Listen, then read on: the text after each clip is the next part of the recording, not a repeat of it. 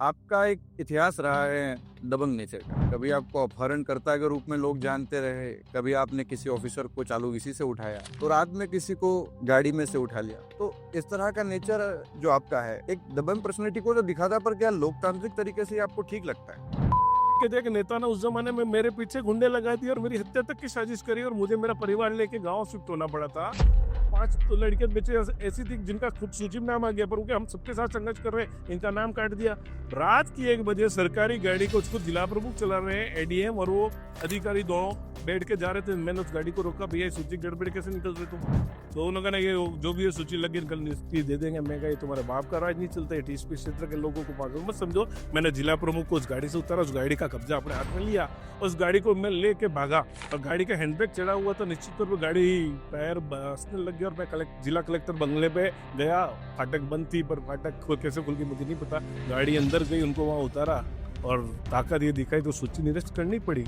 भील प्रदेश की जब भी बात आती है तो कई तरह के भ्रम भी चलते हैं, कई समुदायों में, जातियों में एक डर का माहौल भी हो जाता है। तो भील प्रदेश की जो परिभाषा है वो आपके अकॉर्डिंग क्या है? देखिए, इसको एक बिल्कुल अलग तरीके से पेश किया गया। जैसे आदिवासी युवा ये कर देंगे, आदिवासी को नक्सली बता दिया। इसी प्रकार भील प्रदेश में भील शब्दों को लेकर राजस्थान का नाम राजस्थान है, राजाओं का स्थान, आम आदमी का स्थान थोड़ी है। इसका नाम राजपूताना बोला गया था, राजपूतों का हो जाता था। तो भील प्रदेश जहाँ भीलों की संख्या ज्यादा और उस पर बहुत लंबा चला, और उसका नेतृत्व तो कौन कर रहे थे? गोविंद गुरु कर रहे थे, वो आदिवासी नहीं थे। मामा बालेश्वर दयाल पुराने में मावजी महाराज वो ब्राह्मण थे, मामा बालेश्वर दयाल ब्राह्मण। तो सभी समाजों का समर्थन, और ये कहीं न कहीं लिखा हुआ ये होना है। और अगर कोई लीडर रामायण के पात्रों को काल्पनिक बता देते हैं तो वो कहाँ तक सही समझते हैं आप? निश्चित तौर पे ये बहुत सारा देश लेवल पे चलने वाले क्वेश्चनों का क्वेश्चन है जो यहाँ पे आगे आ गया है कि कहीं न कहीं मेरे को लग रहा है कि नफरत जो है वो इसलिए तो नहीं है कि कहीं से दिग्विजय सिंह जी को बीजेपी से टिकट चाहिए था, या उनको राज्यसभा जाना था, या उदयपुर की किसी सीट से जहां सवर्ण लड़ सकता हो वहां से लड़ना हो और उनको टिकट ना मिला हो, ये कोई कारण तो नहीं हो सकता? आज पहली बार शायद मुझे अपने लब खोलने पड़ेंगे और मैं मेरे पुरखों के नीचे बैठ के प्रताप को मान के एक राजनीतिक चीज है जिसको नहीं कहनी चाहिए थी वो कह रहा हूँ। आपके अकॉर्डिंग बीजेपी पार्टी की कोई परिभाषा देनी हो तो आप क्या परिभाषा दें? उनका हिंदू नहीं, मैं कहता हूँ मैं भी हिंदू नहीं हूँ। कई लोग ये आरोप लगाते हैं कि जिन लोगों ने आपका सहयोग किया, आपने उनके साथ कुठाराघात किया। आप जैसे ही बाप पार्टी में एंटर करते हैं, जो लोग आपके पक्ष में थे अब वो आपको विलन मानने लगे हैं। तो बाप पार्टी में जो आपका जाने का निर्णय रहा, ऐसी कौन से मुद्दों पर आपकी सहमति बनी उनसे कि आपने बाप पार्टी ज्वाइन की? जब आप कहीं चुनाव जीतते हैं तब आप ये कहते हैं कि ये युवाओं की जीत है, और जब आप कहीं हारते हैं तब आप आरोप सिस्टम पर लगा देते हैं, ऐसा आरोप आप पे लगता है। तो क्या अपनी हार का जो बोझ है वो सिस्टम पर डालना चाहते हैं? कई पार्टी आप पे आरोप लगाती है कि आप युवाओं को गुमराह कर रहे हैं, आप हिंदू धर्म के खिलाफ बातें करते हैं। तो दिग्विजय सिंह जी का जो स्टैंड है वो पार्टी के हर विचार को लेकर सहमति है या कुछ विशेष मुद्दों पर ही सहमति रखते हैं? सोशल मीडिया की ओर चलते हैं, वहाँ ऐसा लगता है कि आपको गुस्सा दिलाना बड़ा आसान हो जाता है और कहीं कहीं भाषा की मर्यादा भी टूटती दिखती है आपकी ओर से भी। तो ये कौन से रीजन होते हैं जिसकी वजह से दिग्विजय सिंह जी अपने बेबाक रवैये को सोशल मीडिया पर भी दिखाते हैं? क्या आप वर्तमान में संघ की जो आइडियोलॉजी है उसको मानते हैं, फॉलो करते हैं? तो अंग्रेज का जमाने का जेलर एक बहुत बड़ा डायलॉग है कि असरानी बोलते हैं कि आधे उधर पीछे मुड़कर देखा कोई नहीं। ये मेरे साथ भी हुआ, और बीएपी के अंदर वो चीजें बहुत सारी हैं जिनको मैं अभी बताऊंगा कि क्या कारण रहा उनकी तरफ जाने के लिए। आज बीएपी हिंदुस्तान की फास्टेस्ट ग्रोइंग पार्टी है, अगली राजस्थान की सरकार भारत आदिवासी पार्टी करेगी, उसके पीछे कारण है। एक प्रकरण चला अभी रिश्वतखोरी का जयकृष्ण पटेल को लेकर, अभी कोर्ट इसका फैसला करेगी, और क्या आपको लगता है कि इससे पार्टी की छवि थोड़ी बहुत प्रभावित हुई है?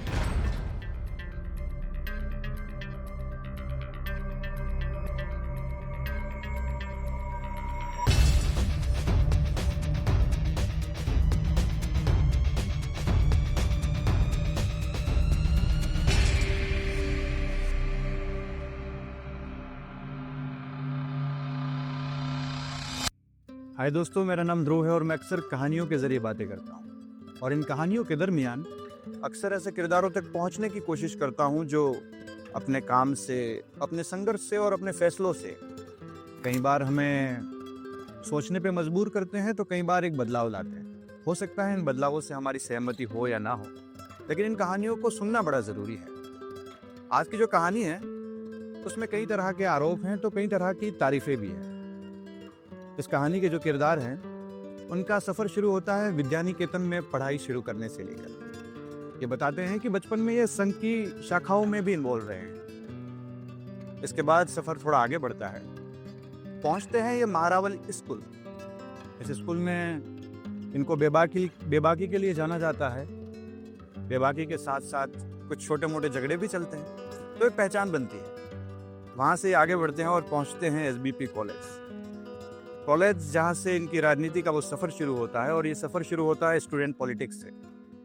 ये पॉलिटिक्स तो चलती हैं, इसमें जीतते भी हैं, और इसके बाद ये कोशिश करते हैं खुद को बिजनेस में आजमाने की, और इस बिजनेस में वो सफल भी होते हैं। कुछ लोग इस बिजनेस को इनकी मेहनत का फल कहते हैं, तो कुछ लोग इसे इनलीगल एक्टिविटीज़ का नाम दे देते हैं। देखिए, आपकी मेरी राय कुछ भी हो सकती है, पर कहानियों को सुनना बड़ा ज़रूरी है। इस कहानी में एक मोड़ आता है 2004 का, जहां वागड़ के बेरोजगारी के मुद्दों को लेकर एक आंदोलन होता है, और ये नाम फिर जयपुर तक पहुंचता है। इस नाम की गूंज जयपुर पहुंच जाती है, और इसके बाद दोनों बड़ी पार्टियों के बड़े लीडर से इनकी नज़दीकियां बढ़ती है।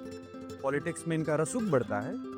रसूख तो बढ़ता है, पर साथ में मुकदमों और आरोपों का दौर भी चलता है। इनके साथ एक ट्रेजेडी रही है। हर दौर में इनका कोई पक्ष रहा है, इनका कोई विपक्ष रहा है, और हर दौर में इनके साथ एक ट्रेजेडी फिक्स रही है कि एक पक्ष इनको हीरो मानता है तो एक पक्ष इनको विलन मानता है। अब इन तारीफों में कितनी गहराई है और इन आरोपों में कितनी सच्चाई है, ये जानेंगे उन्हीं से। तो चलिए आपके इंतजार को खत्म करते हैं और आपको रूबरू कराते हैं आज के हमारे मेहमान श्री दिग्विजय सिंह जी चुंडावत से। Sir, reason behind the reason में आपका बहुत बहुत आपका स्वागत है, आपकी टीम का स्वागत है। जोहार। कई सवाल हैं जहन में, पर सबसे पहले यही पूछना चाहूंगा कि जिंदगी जीने के कई रास्ते थे, आपने यही रास्ता क्यों चुना? निश्चित तौर पर एक युवा, एक छात्र, एक विद्यार्थी अपने जीवन की महत्वाकांक्षा और साथ में परिवार की आकांक्षा को लेकर जब चलता है, तो बचपन उसके बहुत सारे सपने होते हैं और वो उन्हीं के लिए जीता है, और पारिवारिक दबाव में भी जीता है और पारिवारिक परिस्थिति को भी देखता है। पर मैं इन सबसे अलग था। दो चीजें थी, पारिवारिक परिस्थितियों का भी कोई दबाव नहीं था, दूसरा मेरा को पारिवारिक और मित्रों का सपोर्ट शुरू से था। तो लक्ष्य कोई राजनीतिक तो नहीं था, पर समाज के लिए, क्षेत्र के लिए कुछ काम करे शुरू से था, और उस चीज में मैंने ये हाथ आजमाता रहा, और कभी भी मुझे नहीं लगा कि मैं जिस चीज में इन्वॉल्व हुआ और उसमें मुझे कभी भी पीछे मुड़ना पड़ा या मुझे कोई अफसोस हुआ हो। तो निश्चित तौर पे जिस चीज सोच को लेके, यानी कुल मिला के जो काम करना चाहते थे सामाजिक तौर पर, राजनीतिक तौर पर या क्षेत्र के लिए, उसमें मैं अभी तक अपने आप को ठीक मान रहा हूँ और खुशकिस्मत मान रहा हूँ कि मेरे लक्ष्यों को मैंने आसानी से प्राप्त किया और उसमें मेरे समाज, क्षेत्र और परिवार का पूरा सहयोग रहा। सर, आपने अभी सहयोग की बात की, लेकिन आप पर कई लोग ये आरोप लगाते हैं कि जिन लोगों ने आपका सहयोग किया, आपने उनके साथ कुठाराघात किया। आपका परिप्रेक्ष्य और आपका सवाल शायद बहुत हजारों लोगों की संख्या में है, पर मैंने कुठाराघात किया उसमें, और बहुत बड़ी चीज है, मैंने अपना जीवन समर्पित किया। मैं आपको बड़ा फ्लैशबैक वर्ड को यूज करते हुए ले जाऊंगा। 2004 में यह आंदोलन जिसकी शुरुआत हुई समानता मंच के नाम से, ये डूंगरपुर कलेक्ट्रेट के बाहर से चला। जब मैं न तो कोई बेरोजगार था, न किसी संगठन से जुड़ा हुआ था, न किसी तरह की कोई आवश्यकता थी, पर मैं उस कलेक्ट्रेट के सामने से गुजरता तो मैंने देखा कुछ युवा वहां बैठे हुए हैं और वो अपना धरना दे रहे सरकार के खिलाफ, प्रशासन के खिलाफ। और उसमें मेरे कई मित्र थे और कई मित्र जो ओवरएज होने वाले थे वो बैठे थे। तो मैंने उनकी थाल ली, भाई क्या दिक्कत है, तुम ये क्यों बैठे हो? क्योंकि मैं छात्र जीवन से एक्टिव था, मेरे मित्र थे। तो जब वहां गए तो उन्होंने कहा कि हमारा एक शिक्षक भर्ती में हम 120 नंबर ला के भी हमारी नियुक्ति नहीं हो पा रही है, और यहाँ की मेरिट बिलो गई है, और हमारे को कंपटीशन करना पड़ता है नॉन टीएसपी पूरे राजस्थान से, और हमारी मेरिट बाहर के लोगों के साथ बनती है, और यहाँ के मेरिट जो बन रही है वो सिर्फ जनजाति समाज के लिए और 5% एससी के लिए है। तो कुल मिला के मैंने देखा कि हमारे यहाँ का हक नॉन टीएसपी के लोग ले जा रहे थे, पर वो जो लोग बैठे थे वो अपनी मजबूरियों से बैठे थे, बेरोजगारी की वजह से, अपने रोजगार के लिए बैठे थे और उनके समर्थक भी इसलिए बैठे थे। मैं पहला व्यक्ति जुड़ा और उससे अपने साथ ऐसे लोग जुड़े जिनको उस नौकरी से कोई लेना देना नहीं था। मैंने सिर्फ अपने हक की लड़ाई के लिए संघर्ष को हाथ में लिया और उस लड़ाई को चालू किया। तो तो आपका जो प्रश्न था उसमें मैं आता हूँ कि मैंने कुठारा गाड़े, मैंने सड़क चढ़ते उड़ता तीर अपने हाथ में लिया और अपनी जवानी को इस रोप पे मोड़ दिया। अगर जो काम अभी मैं 5 साल से व्यापार में क्षेत्र में लगा, अगर 2004 से लगता तो मैं आज कहीं और ऊंचाइयों में होता। पर मुझे कोई भी इस तरह का वो दिक्कत नहीं है। भगवान ने मेरे हाथ से शायद एक बहुत पुनीत निमित्त कार्य कराया कि हजारों लोगों को हजारों घरों में रोशनी दे पाया। तो कुठाराघात मैंने नहीं किया, मेरे साथ अपने लोगों ने कुठाराघात किया जरूर। उन्होंने मुझे नेता बनाया तो सही, नेता माना नहीं, और मेरे को उसका हक दी तो मैंने अपने आप को उस चीज से विड्रॉ करके एक नई राह पकड़ी। अभी सर आप नई राह पकड़ने की बात कर रहे हैं। आप जैसे ही बाप पार्टी में एंटर करते हैं, जो लोग आपके पक्ष में थे अब वो आपको विलन मानने लगे हैं, तो बाप पार्टी में जो आपका जाने का निर्णय रहा, ऐसी कौन से मुद्दों पर आपकी सहमति बनी उनसे कि आपने बाप पार्टी ज्वाइन की? देखिए, परिवर्तन संसार का नियम है और हर क्षेत्र में हर 20 साल में एक बहुत बड़ा परिवर्तन आता है। राजनीतिक क्षेत्र में हो, औद्योगिक क्षेत्र में हो, क्रांतियां अपने आप में पूरे विश्व पटल पे बदलती रहती है। और बाप का भी यहाँ आना कोई अचानक सा काम नहीं हुआ है। पर निश्चित तौर पे मेरा बाप से जुड़ने को एक अलग रूप में लिया गया। तो मेरी एक चीज मैं मानता हूँ कि बाप एक राजनीतिक दल है जिस प्रकार बीजेपी और कांग्रेस है, और बाप का भी उत्पत्ति अचानक से नहीं हुई। उसके पीछे बहुत सारे कारण है जिसमें चर्चा हम करेंगे। पर मेरा उनसे जुड़ने के पीछे रीजन नहीं, मेरा जुड़ाव आदिवासी मुद्दों पे था, आदिवासी हित पे था, और इस क्षेत्र में जो बहुसंख्यक लोग हैं उनके लिए था। और जब बाप बनी भी नहीं थी, या ये जो स्थापित नेता भी बाप में है, जब ये कॉलेज की राजनीति में नहीं है, तब से मैं इन आदिवासियों के साथ और आदिवासियों के लिए संघर्ष करता आ रहा हूँ। भोगीलाल पंड्या महाविद्यालय में जब छात्र संघ अध्यक्ष बना तो 75% लोग ट्राइबल के थे, और मैं सर्वाधिक मतों से अध्यक्ष बना तो निश्चित तौर पे ट्राइबल के मतों से जीता। मेरे माताजी जिला परिषद सदस्य बने एक बार, तो जिस वार्ड से जीते वहां में 70% आबादी जनजाति की थी, और वो वहां से जीते। मेरी माता जी को मैंने 85 सदस्य लड़ाया, वो वार्ड भी पूरा ट्राइबल का था, वो भी जीते। मैंने जब अलग संगठन बनाया कॉलेज में छात्र संघर्ष समिति, तो मेरा पहला प्रत्याशी ट्राइबल था, कैलाश आर्य को मैंने संगठन से लड़ा। यह स्थिति कब कुछ थी नहीं कि ट्राइबल क्या अलग क्या, परिस्थितियां अलग चल रही थी। शहरी वर्सेस ग्रामीण चलता था, अमीर वर्सेस गरीब चलता था, या high class versus lower class, और मुद्दों की लड़ाई थी। तो ये इस चीज को चलते हुए मैं शुरू से आदिवासी समाज और वो मेरे साथ काम करते आए थे, उसी चीज को आगे बढ़ाया। रही बात, तो मैं बीजेपी कांग्रेस से तो लड़ा, 20 साल का संघर्ष किया, और निश्चित तौर पर उसमें बीजेपी ने हमारे हाथ साथ बहुत बड़ा हनन किया, कुठाराघात किया। आज भले यहाँ का सामान्य ओबीसी वर्ग बंधुआ मन के बीजेपी को वोट दे रहा है, पर मैंने उनसे संघर्ष किया और जिसने हमारा इतना बड़ा शोषण किया उनके साथ तो मेरा जाना उचित था नहीं। दूसरा, मैं जिस संगठन के माध्यम से लोगों से लड़ा, वहां स्थिति यह है कि लोगों को जब भी जरूरत होती तो मेरे साथ थे, तो मैं तो लोगों के लिए लड़ा। मेरा मंच समानता मंच था, न तो एसटी मंच था, ना एससी मंच था, ना ओबीसी मंच था, ना सामान्य मंच था।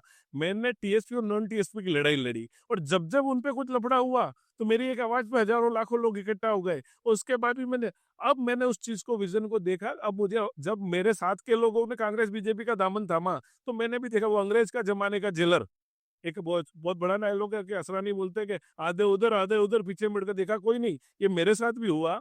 जब तक मैं समानता मंच चला तो मेरे साथ कांग्रेस बीजेपी के बहुत सारे लोग थे, पर ये सीजनल चलते थे। बीजेपी का राज आता तब कांग्रेस वाले एक्टिव हो जाते थे, कांग्रेस का राज होता था तो बीजेपी एक्टिव हो जाते, और वो पार्टी के लिए, महत्व के लिए मेरे साथ जुड़ते थे और उन आंदोलनों में ऊंचा नीची करते थे। पर मैं गैर राजनीतिक था, और आंदोलन निश्चित तौर पर गैर राजनीतिक था, और उसको एक मुकाम मिल गया। तो मैंने अपनी नई राय ली, और मैं उन पार्टियों के साथ नहीं जा सकता जिन्होंने हमारे क्षेत्रों के कुठाराघात किया। और बीएपी के अंदर वो चीजें बहुत सारी हैं जिनको मैं अभी बताऊंगा कि क्या कारण रहा उनकी तरफ जाने के लिए। तो ऐसा मजबूत कारणों के बाद ही मुझे उनके साथ जाना उचित लगा, और उनका विजन लंबा और अच्छा चल रहा है। कौन से कारण आप मानते हैं जिसके कारण आप बाप पार्टी में गए? देखिए, मैंने एक चीज देखी कि हमें किन्हीं मुद्दों में उलझा के, या भारतीय जनता पार्टी ने किसी जमाने में ये कांग्रेस का गढ़ हुआ करता था, और भाजपा ने यहाँ अपनी पकड़ बनाने के लिए 1995 में ट्राइबल सब प्लान एरिया में जनजाति सरपंच बनाने का जो भैरव जी ने निर्णय लिया और 100% आरक्षण पंचायत राज में किया, निश्चित तौर पे एक राजनीतिक कदम था और उसका फायदा ये हुआ होगा कि कांग्रेस के पैरेलल इनको बीजेपी का कमांड करने में सुदूर गांव तक, रास्तापाल तक में या इधर बिछीवाड़ा तरफ के अंदर के गांव में हो, मोदर तलैया हो या इस तरफ हमारा माता जी की तरफ हो, तो हर गांव में बीजेपी पहुंची। इसका कारण था आप और मैं एक परिवार में, आप कांग्रेस में, मेरी आपसे नहीं बढ़ी तो मैंने बीजेपी चुन की। तो बीजेपी के विस्तार के लिए जो इन्होंने काम किया वो आगे चल के कहीं न कहीं यहाँ के क्षेत्र के विकास में अवरुद्ध भी बना।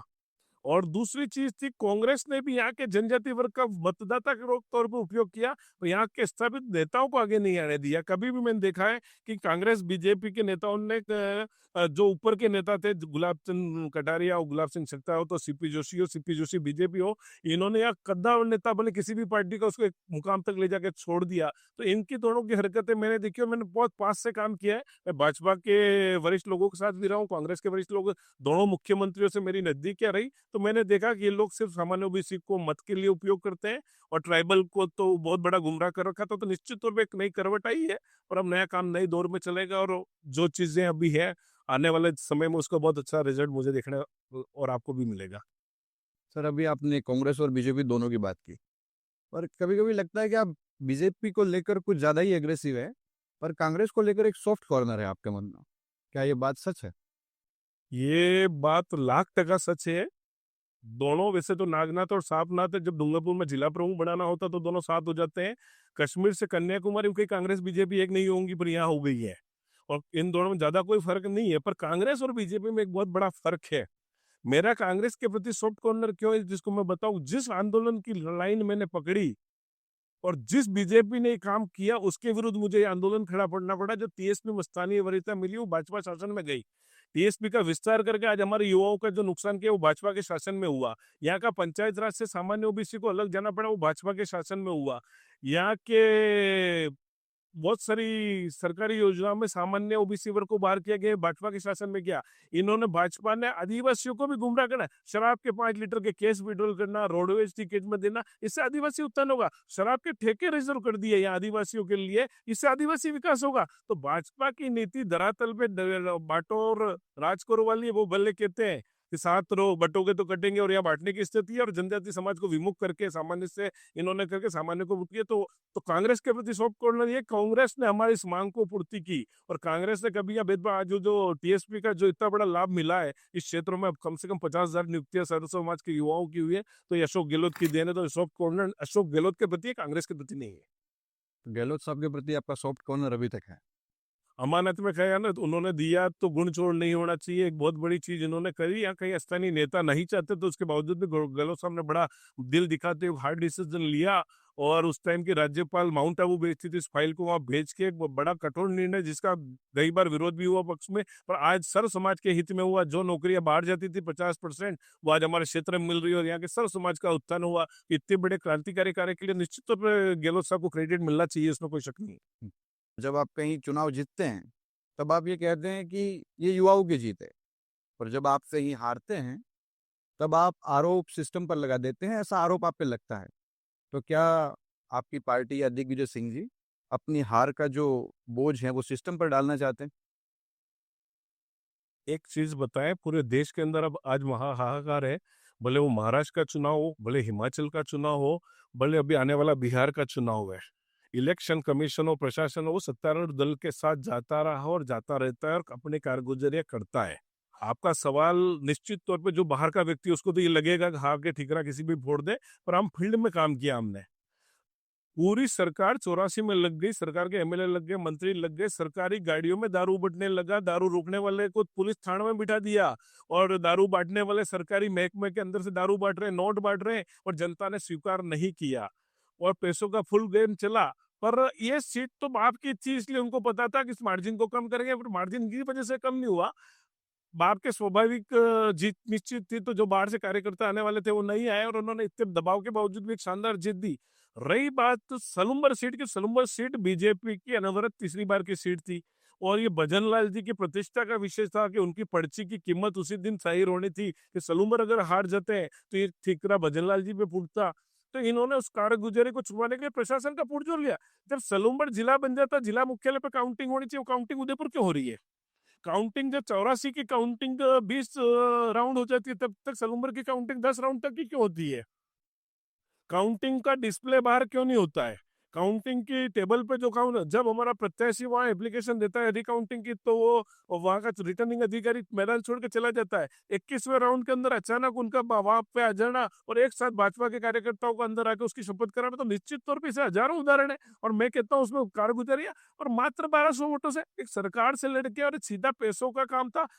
मुख्यमंत्री, उप मुख्यमंत्री, सरकार के मंत्री और सारे आस्थानी नेता लगे, उसके बावजूद भी हमारे एक केलू पोस्ट टापरे से निकले हुए व्यक्ति जो दूसरी बार चुनाव लड़ रहा है 6 महीने के अंदर, और वो इतनी बड़ी भारी टक्कर देता है, निश्चित तौर पे भाजपा की जमीन वहां खिसकी है। और अभी पंचायत राज में इसका प्रमाण मिल जाएगा कि हारे कि नहीं। युवा सब हमारे साथ हैं, युवा जुड़ रहे हैं, और मैं कहता हूं कि ये निश्चित तौर पर सरकार मान रही है। और ये चुनाव, उपचुनाव में फोकस ज्यादा पार्टी का है। मुख्य चुनाव आने दीजिए, ये 1200-12,000 में या 1,20,000 में कन्वर्ट होंगे पूरे क्षेत्र में, आप देख लीजिएगा। और लोकसभा में ये चीज हमने करके बताई, जब भाजपा और उसके अनुषंगी संगठन कहते थे 10,000 5,000 से भी हमारा व्यक्ति जीतेगा, तब हम छाती छोक के कहते थे हम 2 लाख से ऊपर जीतेंगे, और जीत के बताई। और आज हम कह रहे हैं अगला चुनाव अगली राजस्थान की सरकार भारत आदिवासी पार्टी करेगी। उसके पीछे कारण है हमारे नेताओं का नियमित संपर्क, लोगों के लिए जोड़ना और काम करना। आज बीएपी हिंदुस्तान की फास्टेस्ट ग्रोइंग पार्टी है।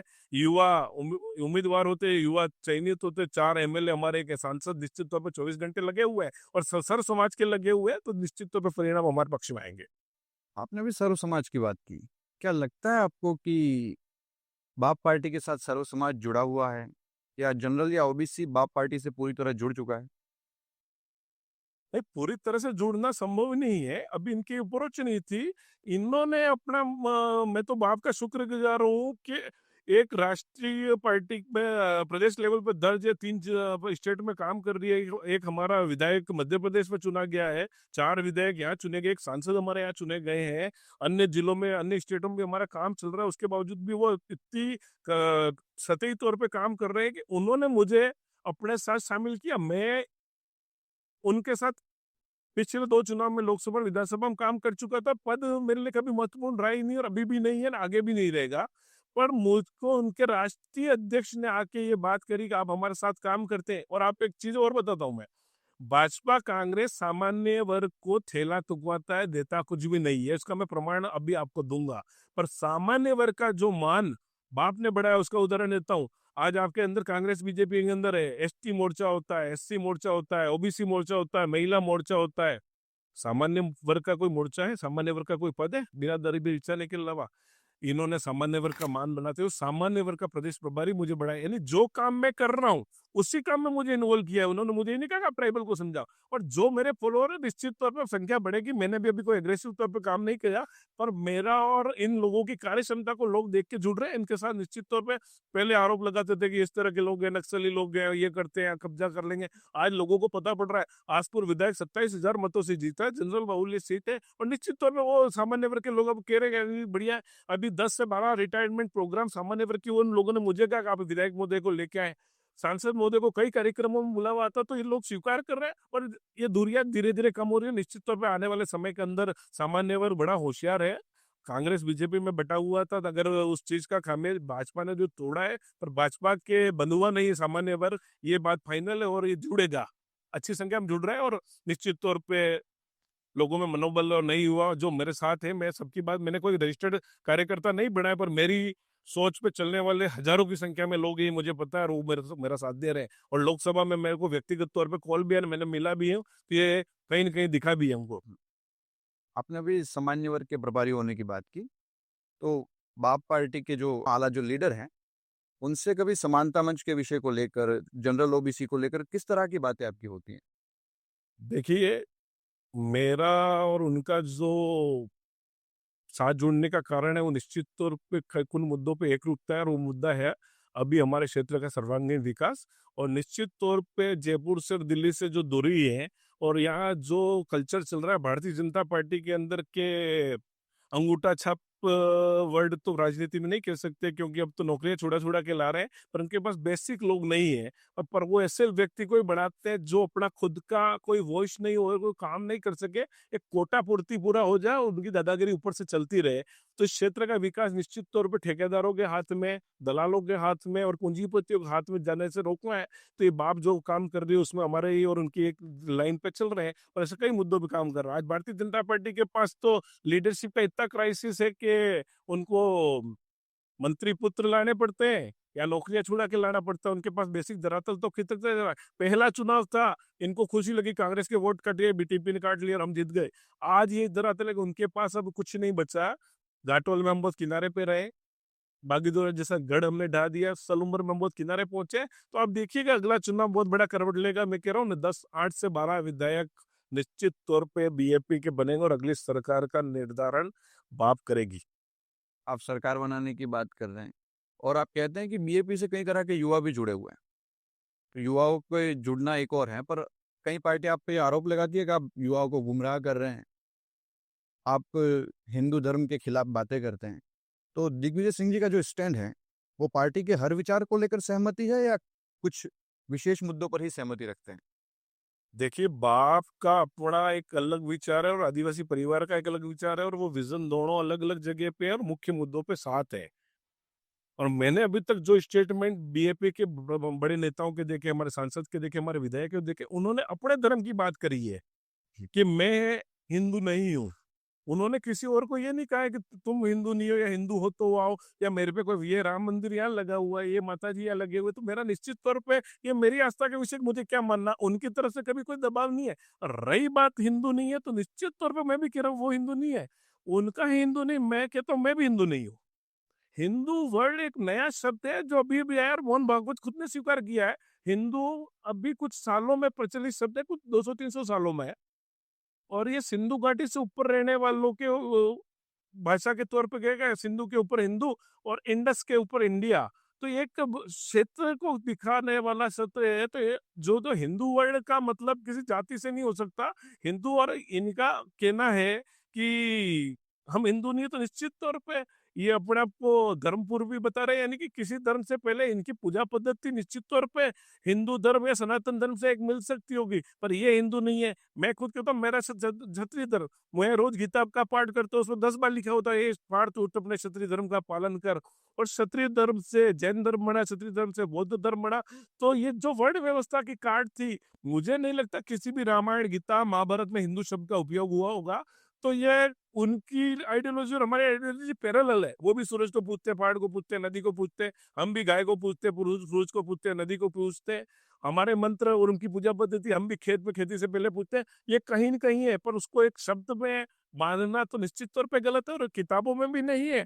और जो बड़े नेता, मैं कह रहा हूँ ना, मैं सीधा मोहन भागवत जी का इंटरव्यू मैंने पढ़ा है, तो वो कह रहे हैं हिंदू शब्द नया नया जुड़ा हुआ है और पुरातन काल से जुड़ा है, तो वो पुराना धर्म है और एक उनकी अलग व्यवस्था है। बाकी हाँ, उनका और इनका सिमिलर है, पर जिस प्रकार से जो माहौल बनाया जा रहा है, तो सारे लोग हिंदू नहीं है भारत में।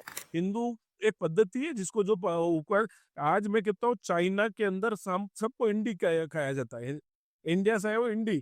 और कुवैत के अंदर रहने वाला हर आदमी हिंदी है, भले वो मुसलमान है, बोहरा है, हिंदू है, पंचाल है, कोई भी। तो हिंदू मीन्स हिंदुस्तान का व्यक्ति, एक दिशा के अंदर सिंधु नदी के ऊपर का भाग हिंदू, इंडस से इंडिया और सिंधु से हिंदू का ब्रंश हुआ है। और निश्चित तौर पे इस बात को समझने में हमें, वरना वो शिव को मानते हैं, शक्ति को मानते हैं, भेड़ माता को पूछते हैं, राजकुमार जी की देवी है। इन्होंने गोटियामा में शिवलिंग की पूजा की, तो कुछ नारंगियों ने वहां पे गंगा जल से धोआ, तो निश्चित तौर पे विद्वेव तो वो लोग पैदा कर रहे हैं।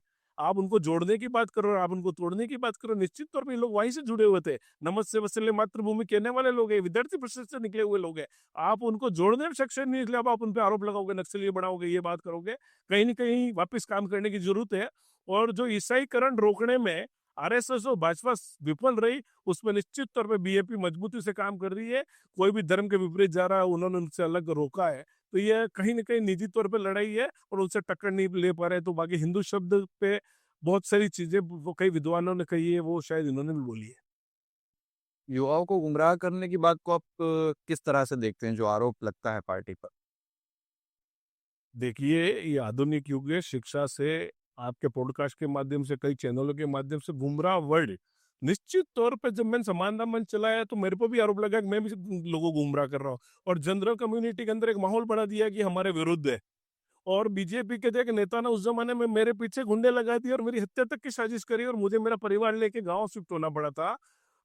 उस समय का एक मंत्री था भाजपा का, फर्स्ट जब आंदोलन चला तो इन्होंने और एक माहौल बढ़ा दिया कि ट्राइबल के अंदर कि ये तुम्हारा चीज खा जाएगा। और आज जनरल में ट्राइबल के विरोधी बात है, ऐसी कोई भी चीज नहीं है। दोनों ही संगठन टीएसपी के लीडर उन्होंने क्या गुमराह किया है। आज सागवाड़ा के अंदर जो घटनाएं हुई थी और वो एक माहौल बनाया, लास्ट में पता पड़ा वो मंदिर किसी मंदबुद्धि व्यक्ति ने, पागल ने तोड़ा था, तंबोलिया जसीला में वो निकला था, तब आदिवासियों पे जोड़ दिया।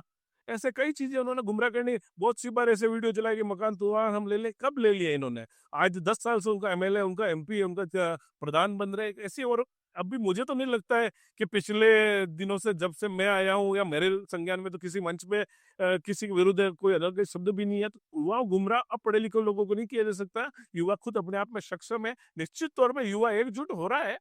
तो उसमें नीचे के तौर पे क्या डायलॉग चले होंगे अलग बात है, प्रमाणित नेताओं की ऐसी कोई मतलब वो कामना नहीं है, ऐसी कोई भावना नहीं। वो सर्व समाज को साथ लेके चलते हैं और उनकी बात ये कर रहे हैं, उसी का परिणाम है कि अभी उनको फलीभूत हो रहे हो।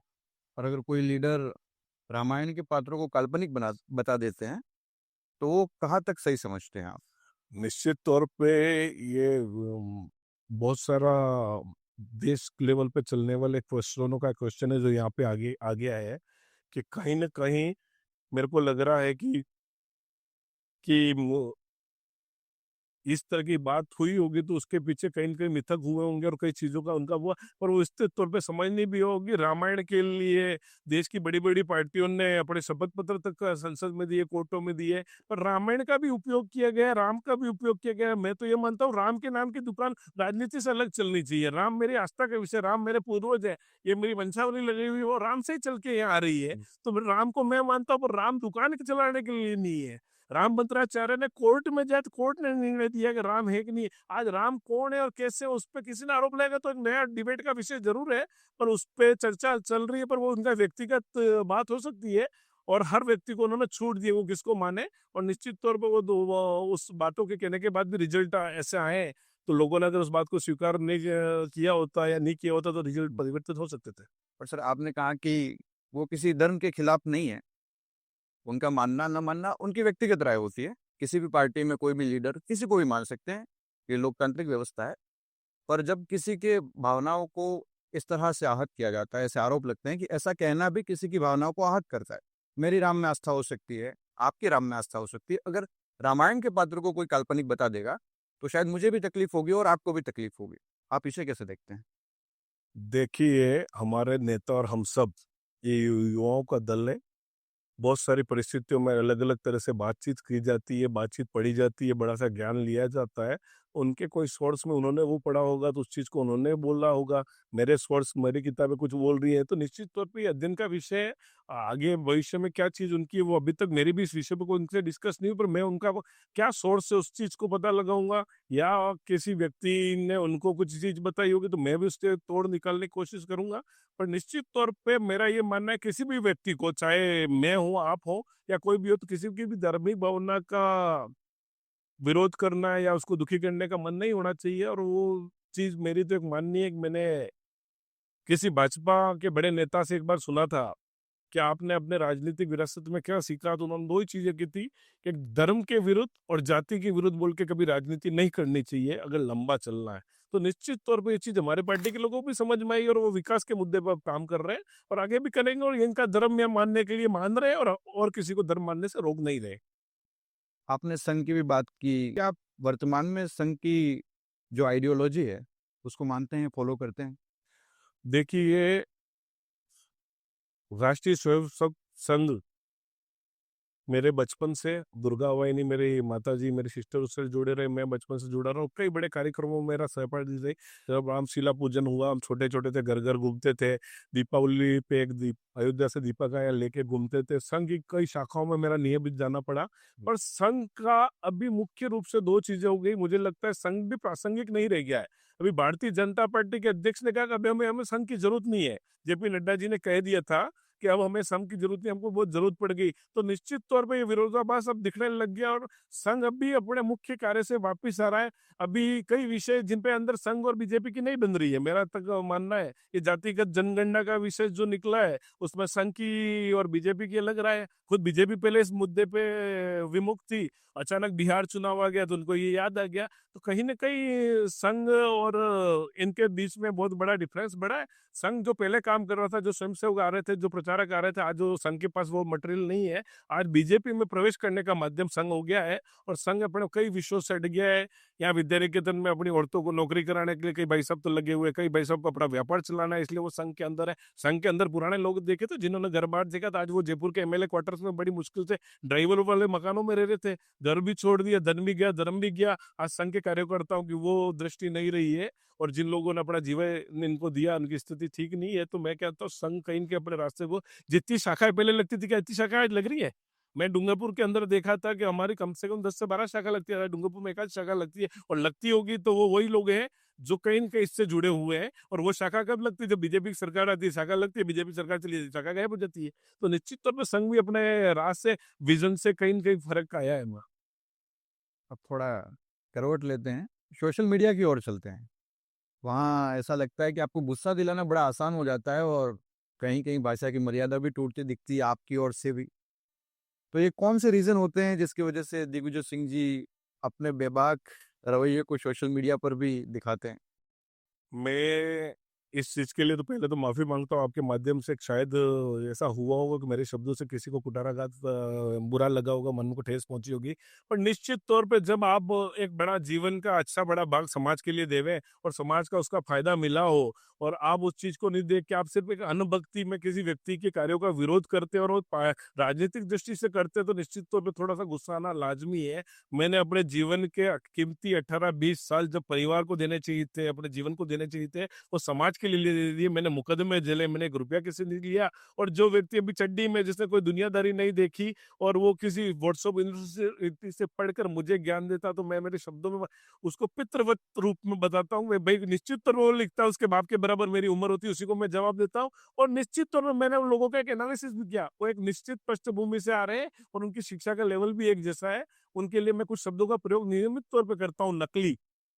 और खानदानी लोग नहीं होते, वही बात करते हैं जिन्होंने मुझे अध्ययन किया है या मेरे बारे में सोचा होगा, वो जीवन में मेरा विरोधी नहीं हो सकता। जो मुझे नहीं मिला वो मेरा विरोधी है। ये मेरे जीवन का सबसे बड़ा दुर्भाग्य रहा कि मेरे को सर्वाधिक उन्हीं लोगों से हेट मिला जो कभी मुझे मिले ही नहीं है, जाने ही नहीं। और उन सभी व्यक्ति जिन्होंने मुझे मिला वो मेरे विरोधी भी आज मेरे कायल है और मेरे मुद्दों पे वो साथ देते हैं। और वो संख्या डूंगरपुर से लगाकर दिल्ली तक है, इसलिए मुझे कोई फर्क नहीं पड़ता। एक प्रकरण चला अभी रिश्वतखोरी का जयकृष्ण पटेल को लेकर। अभी कोर्ट इसका फैसला करेगी। पर क्या आपको लगता है कि इससे पार्टी की छवि थोड़ी बहुत प्रभावित हुई है? ये प्रश्न निश्चित तौर पे इस पे बहुत बोला गया और कई मीडिया चैनलों पे बहुत सारे चला है और पुलिस इन्वेस्टिगेशन का कोर्ट का मामला है। और जहां तक पार्टी की छवि की बात है तो इसका एक उदाहरण अभी हमारे सामने आ गया। अभी पंचायत राज के उपचुनाव हुए और बागीदोरा विधानसभा के अंदर ही गांगड़ तलाई के अंदर एक जिला परिषद सीट थी। भाजपा का शासन था, मालवीय जी का क्षेत्र था, जयकृष्ण का क्षेत्र था और वहां इन्होंने पूरी ताकत लगाई, उसके बावजूद भी वहां बीजेपी हार गई। तो निश्चित तौर पर यह प्रमाण है कि इस घटना जो प्रायोजित भाजपा और अधिकारियों की तरफ से थी, इसका फील्ड पे और हमारे कार्यकर्ताओं के मनोबल पे कोई प्रभाव नहीं पड़ा है। रही जयकृष्ण की बात, तो ये कुछ अधिकारी और नेताओं का मिला हुआ षड्यंत्र है। और मैंने एक किसी और चैनल के भी कहा था कि यह आरपीएससी मेंबर और डीजी बनने का मामला, और वो बात प्रूव हो गई। राजस्थान के डीजी आरपीएससी के अध्यक्ष बन गए और जो एसीबी के मुखिया थे वो डीजी बन गए। तो उन्होंने उनको उनका इनाम सरकार ने दे दिया। और ये निश्चित तौर पे इस सीट पे इनको वापस लाने के लिए मुझे तो भी न्यायालय से पहले ये विधानसभा में वासुदेव देवनानी एक तरफ तो कह रहे थे कि मेरे संज्ञान में नहीं लाया गया, जबकि इतनी कार्रवाई उनसे पूछ के की जाए। अब वो उनकी समिति फाइनल करेगी और हमारे खिलाफ तो खुल देगा। अगर ये मैदान में आएंगे तो एक बार फिर दिखा देंगे निश्चित तौर पे जय कृष्ण को फंसाया गया। कानूनी रूप से उस एफआईआर में भी बहुत सारी विसंगतियां है। मैं एज ए वकील उस चीज को स्टडी की है। तो निश्चित तौर पर ये पार्टी द्वारा और अधिकारी द्वारा प्रायोजित कार्यक्रम था और जिन अधिकारियों ने किया उसका उसका लाभ और इनका इनाम सरकार ने उनको दे दिया। और ये बात मैंने उनके बनने से पहले कही थी कि कुछ लोगों को आरपीएससी अध्यक्ष बनना है, इसलिए षड्यंत्र रचा गया और उसको प्रूव किया मैंने। सर, सोशल मीडिया पे कई बातें चली इस केस को लेकर, आपके भी इंटरव्यू हुए। तो क्या सरकार का विरोध करना, इसके साथ-साथ सिस्टम का विरोध करना ठीक है? एसीबी की कार्रवाई पर विरोध करना, ऑफिसर्स का विरोध करना, क्योंकि वो तो पार्ट हैं गवर्नमेंट का। पर क्या सरकार का विरोध करते-करते उन व्यवस्थाओं का विरोध करना ठीक है? चलिए आपकी बात मान लेते हैं कि सरकार ने नहीं किया तो सिस्टम ने कर दिया। तो सिस्टम ने किया तो कौन कर रहा था? आला अफसरों की देख-रेख में रहा था। एडीजी, डीजी के लेवल के लोग उसका कार्यक्रम को देख रहे थे। वो ट्रैप की कार्रवाई कहाँ कही गई? विधायक भवन के जो 6 मंजिला भवन है, जो चारों तरफ से बाउंड्री है, जिसके 2 गेट है, जिसमें पूरी सुरक्षा होती है और एडीजी, एसीबी कह रहे हैं हमारी 5 टीमें वहाँ थी। एडीजी, एसीबी कह रहे हैं उस बैग के अंदर हमारी चिप लगी हुई थी। तो इतने बड़े अधिकारी की देख रेख में अगर वो ट्रैप के वहां से वो बैग बाहर भी चला जाता है और उसमें आपकी चिप लगी हो, आप 24 घंटे बाद पकड़ते हो, तो निश्चित तौर पे प्रायोजित नहीं थे या फिर सबको सस्पेंड करना चाहिए था। जब आप एक आपकी कस्टडी वाली बिल्डिंग से आदमी को नोट नहीं पकड़ सकते, चिप लगी हुई है नोट नहीं पकड़ सकते, तो आप दूसरे दिन बता रहे हो नोट पकड़ी, तो ये सारी व्यवस्था जिसके सर्विलेंस इतने बड़े कर रहे हैं, तो अधिकारियों द्वारा प्रायोजित है, इसलिए हम उस सिस्टम के खिलाफ कर रहे हैं और ये हमने देखा हुआ है। इस काम का मुझे बड़ा अच्छा अनुभव है। मैंने कितने लोगों को ट्रैप भी करा, कितने को ट्रैप हुए तो उनको बचाया भी है। तो ये अधिकारियों का खेल है और निश्चित तौर पे पूर्ण रूप से प्रायोजित है और जो लोग शामिल है उन्होंने इसका इनाम लिया है। तो ये अधिकारी तो मिले हुए, और अधिकारी क्या होते हैं? नेताओं के हाथ की कठपुतली होते हैं, भले किसी भी रैंक पे आम आदमी के लिए वो एसपी कलेक्टर है। मैंने तो ये देखा है कि डूंगरपुर में एसपी कलेक्टर बहुत से ज्वाइन करने से पहले एक समय ऐसा था कि मेरे से पूछते थे ज्वाइन करूं, मैं आ रहा हूं, आपसे मिलना है। तो ये समझ लीजिए फिर उन नेताओं की कितनी होगी, सीएम लेवल की बात होती है, तो अधिकारी की कोई हक नहीं है। ये बड़े बाबू छोटे बाबू हैं, बाकी कुछ नहीं। हमारी जनता बोली है तो हमारे क्षेत्र के लोगों को उपयोग करते हैं, वरना अधिकारी क्या होता है? अधिकारी एक सरकारी नौकरी तो है, उसका काम करो, सरकार के आदेश पे करता है, गवर्नमेंट सर्वेंट। ये सीधा सा शब्द यूज किया जा रहा है ना, अधिकारी। और अधिकारी जो है वो अपना काम कैसे करते दिखते हैं? ये अधिकारी नहीं है, ये चाटुकार है और ऐसे लोग उनके ज्यादा स्थिति नहीं है, तभी ऐसे ट्रैप फेल होते हैं। आपने भी अधिकारियों की बात की। आपका एक इतिहास रहा है दबंग नेचर का। कभी आपको अपहरणकर्ता के रूप में लोग जानते रहे, कभी आपने किसी ऑफिसर को चालू इसी से उठाया, तो रात में किसी को गाड़ी में से उठा लिया। तो इस तरह का नेचर जो आपका है, एक दबंग पर्सनैलिटी को तो दिखाता, पर क्या लोकतांत्रिक तरीके से ये आपको ठीक लगता है? नहीं, मैं को एक चीज आपको बताऊं, मेरे परिवार के अंदर 17 राजपत्रित अधिकारी हैं। मेरे एक ताऊजी अतिरिक्त कलेक्टर से रिटायर्ड हुए, एक डिप्टी डायरेक्टर से हुए, मेरे पिताजी जिलाधिकारी से रिटायर्ड हुए। मेरे परिवार में कई राजपत्रित अधिकारी, और अधिकारियों का सम्मान मैं जानता हूँ। एक नेता 5 साल के लिए होता है, अधिकारी 60 साल के लिए होता है। पर निश्चित तौर पे कोई भ्रष्टाचारी होगा, हमारे क्षेत्र के लोगों का दमन करेगा, लूट खसोट करेगा, वहां मैं अधिकारी की मर्यादा भूल जाता हूँ। और आप जो कह रहे हो उस पर मैं ध्यान दिलाता हूँ। जिला परिषद की 2013 और 16 की भर्तियों का एक प्रकरण चल रहा था और एक सीओ था।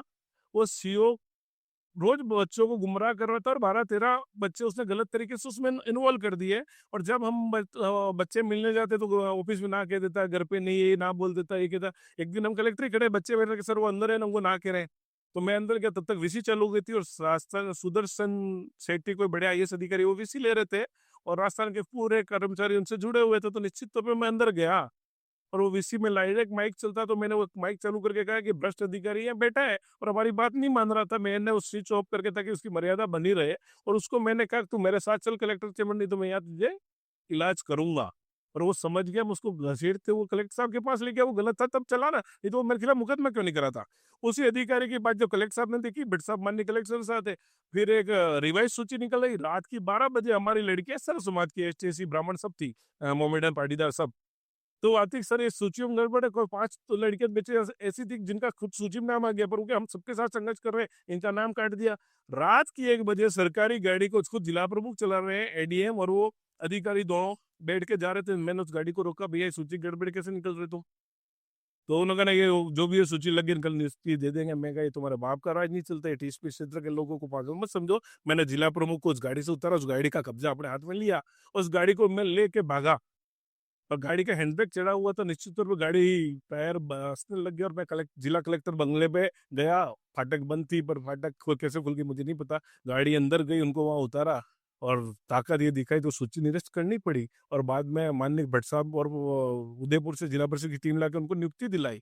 और उस नियुक्तियों में भी जब देरी हुई तो रात की 2 बजे तात्कालिक मंत्री सुशील कटारा के घर पे मैंने कलेक्टर, एडीएम, एसपी, सीओ, जिला शिक्षा अधिकारी को सबको बंद किया कि इनको आज नियुक्ति दो, क्योंकि लिस्ट आ रहा है। और सर समाज के उसमें आदिवासी बच्चे थे जिनके फार्म मैंने भरे वो बाहर थे। और 7 तारीख को 5 तारीख की बैकडेट में डीसी करवा के उनकी मैंने नियुक्तियां दिलवाई। तो निश्चित तौर पर अपने क्षेत्र के लोगों के लिए दबंगता दिखानी पड़ेगी तो 10 बार दिखाएंगे। कई बार बजरी का प्रकरण हुआ तो उस बजरी प्रकरण में पुलिस अधिकारी पैसे ले रहे थे, बात सीधी हुई, मैंने एसपी से बात करी तो उसने कहा पैसों तो ले रहे थे पर पैसों में उनका बंटवारे की कोई लड़ाई थी। अब वो गाड़ी मैंने बाहर निकलवाई, दूसरे दिन मुझ पे मुकदमा कर दिए 307 के और अपहरण के लिए सारे।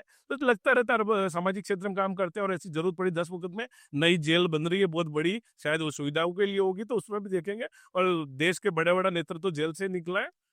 11 साल तक नेहरू जी भी अंदर रहे, मोदी जी भी कभी गए होंगे, दूसरे भी सारे बड़े बड़े नेता। जेल जाना कोई दुर्भाग्य नहीं कर, महात्मा गांधी भी जेल से गए, भगत सिंह जेल से गए। जो एक कृष्णावास है, कारावास नहीं है। अच्छे मुद्दों के लिए लड़ने के लिए कभी आपके माता पिता की और अपने जनता के क्षेत्र नजरों में नहीं गिरना है। कोई चोरी चकेरी डकैती में जेल जाए तो हमें दिक्कत आती है। हम तैयार बैठे हमारे मुद्दों के लिए और हम हल ऐसे मुद्दों के लिए लड़ेंगे और हर समाज के व्यक्ति के लिए लड़ेंगे। आपने अभी बजरी की बात की, कई लोग आपका नाम बजरी से जोड़ देते हैं, उसे आप कैसे देखते हैं? ये प्रश्न बार बार आता है और हर आदमी को मेरी संपन्नता को बजरी से लेके देखते, ये नहीं देखते कि मैंने 21 वर्ष की उम्र में डूंगरपुर में एक रेस्टोरेंट चालू किया, उसमें बर्तन धोए, बार लाइसेंस लिया जब राजस्थान के बड़े बड़े लोगों को नहीं मिलता था। इसके अलावा मैंने मेरे जीवन के अंदर बहुत छोटे मोटे व्यवसाय किए। मैं कॉमिक्स, बच्चे किताब पढ़ते हैं जो 25 पैसे और 50 रुपए किराए दे के, अब तो नए बच्चों को पढ़ने का क्रेज ही खत्म हो गया। मोबाइल हमारे आपके जमाने नहीं, हमारे जमाने में तो बच्चों को कॉमिक्स 25 पैसा दे के पढ़े। वहां से अपनी व्यापारिक यात्रा जर्नी चालू करी। और मेरा जीएसटी और पेन उस जमाने का, जब लोग पेन की परिभाषा नहीं जानते थे, तो बजरी निश्चित तौर पे काम किया। पर बजरी का अवैध खनन अभी की सरकार कर रही है, भजनलाल सरकार कर रही है। भले वो या सोमकमलामा डैम के अंदर कर रही है, चाहे जयपुर में बिसलपुर डैम में कर रही है। और भाजपा के बड़े नेता शामिल है, दिल्ली में बैठा हुआ नेता शामिल है। मैंने पहले भी कहा, आज भी छाती ठोक के कहता हूँ, ये टेंडर अवैध है, 100% अवैध टेंडर है। सरकार के करोड़ रुपए का घपला है और गाद के नाम पर बजरी निकाल के बेची जा रही है, उसके प्रमाण है। और मैं निश्चित तो, और ये एनवायरमेंट की एनओसी नहीं है, ग्रीन बेल्ट की नहीं है, और सारी जगहों से अवहेलना करते हुए एक फेक टेंडर तैयार करके डूंगरपुर सोमकमलामा से भी करोड़ों की रोज की बजरी चोरी हो रही है। और अब उसके लिए हम एनजीटी के अंदर मैं केस दायर करने वाला हूं। और अभी मैंने बहुत आरटीआई की तरफ बहुत सारी चीज की है, 3-4 करोड़ रुपया उसका पल्ला भी बाकी है। तो ये बजरी का अवैध खनन तो भारतीय जनता पार्टी कर रही है, यही नहीं कर रही है।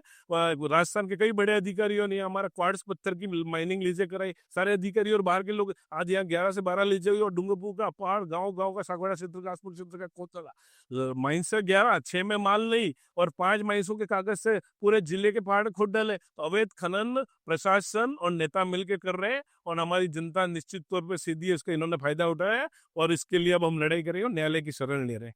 कौन से नेता कर रहे हैं? मैंने कहा दिल्ली लेवल के एक बड़े नेता तो दिल्ली में है और देश की प्रधान कुर्सियों पे बैठते हैं राजस्थान के, उनके नेतृत्व में काम हो रहा है।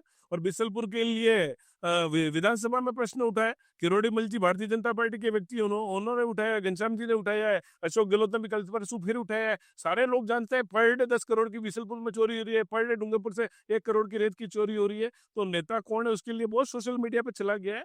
पर वो देश की राजनीति की सर्वोच्च पंचायत के अंदर बैठते हैं और आप उस चीज को समझ रहे हो, उनका प्रमाण हम लेके आएंगे। स्टूडेंट से जुड़े मुद्दे की बात करते हैं। काकरी डुंगरी का एक प्रकरण हुआ जिसमें कई आरोप आपकी पार्टी पर लगे, आपकी पार्टी ने भी बाकी पार्टियों पर कई आरोप लगाए, पर इन सब में नुकसान हो गया क्षेत्र के स्टूडेंट्स का, जिन पर आज भी कुछ मुकदमे चल रहे हैं। और इनमें से कई बच्चे ये कहते हैं कि साहब हम उस जगह पे इन्वॉल्व नहीं थे, फिर भी हमारा नाम इसमें है। उन स्टूडेंट को लेकर आप क्या सोचते हैं और भविष्य की क्या प्लानिंग है?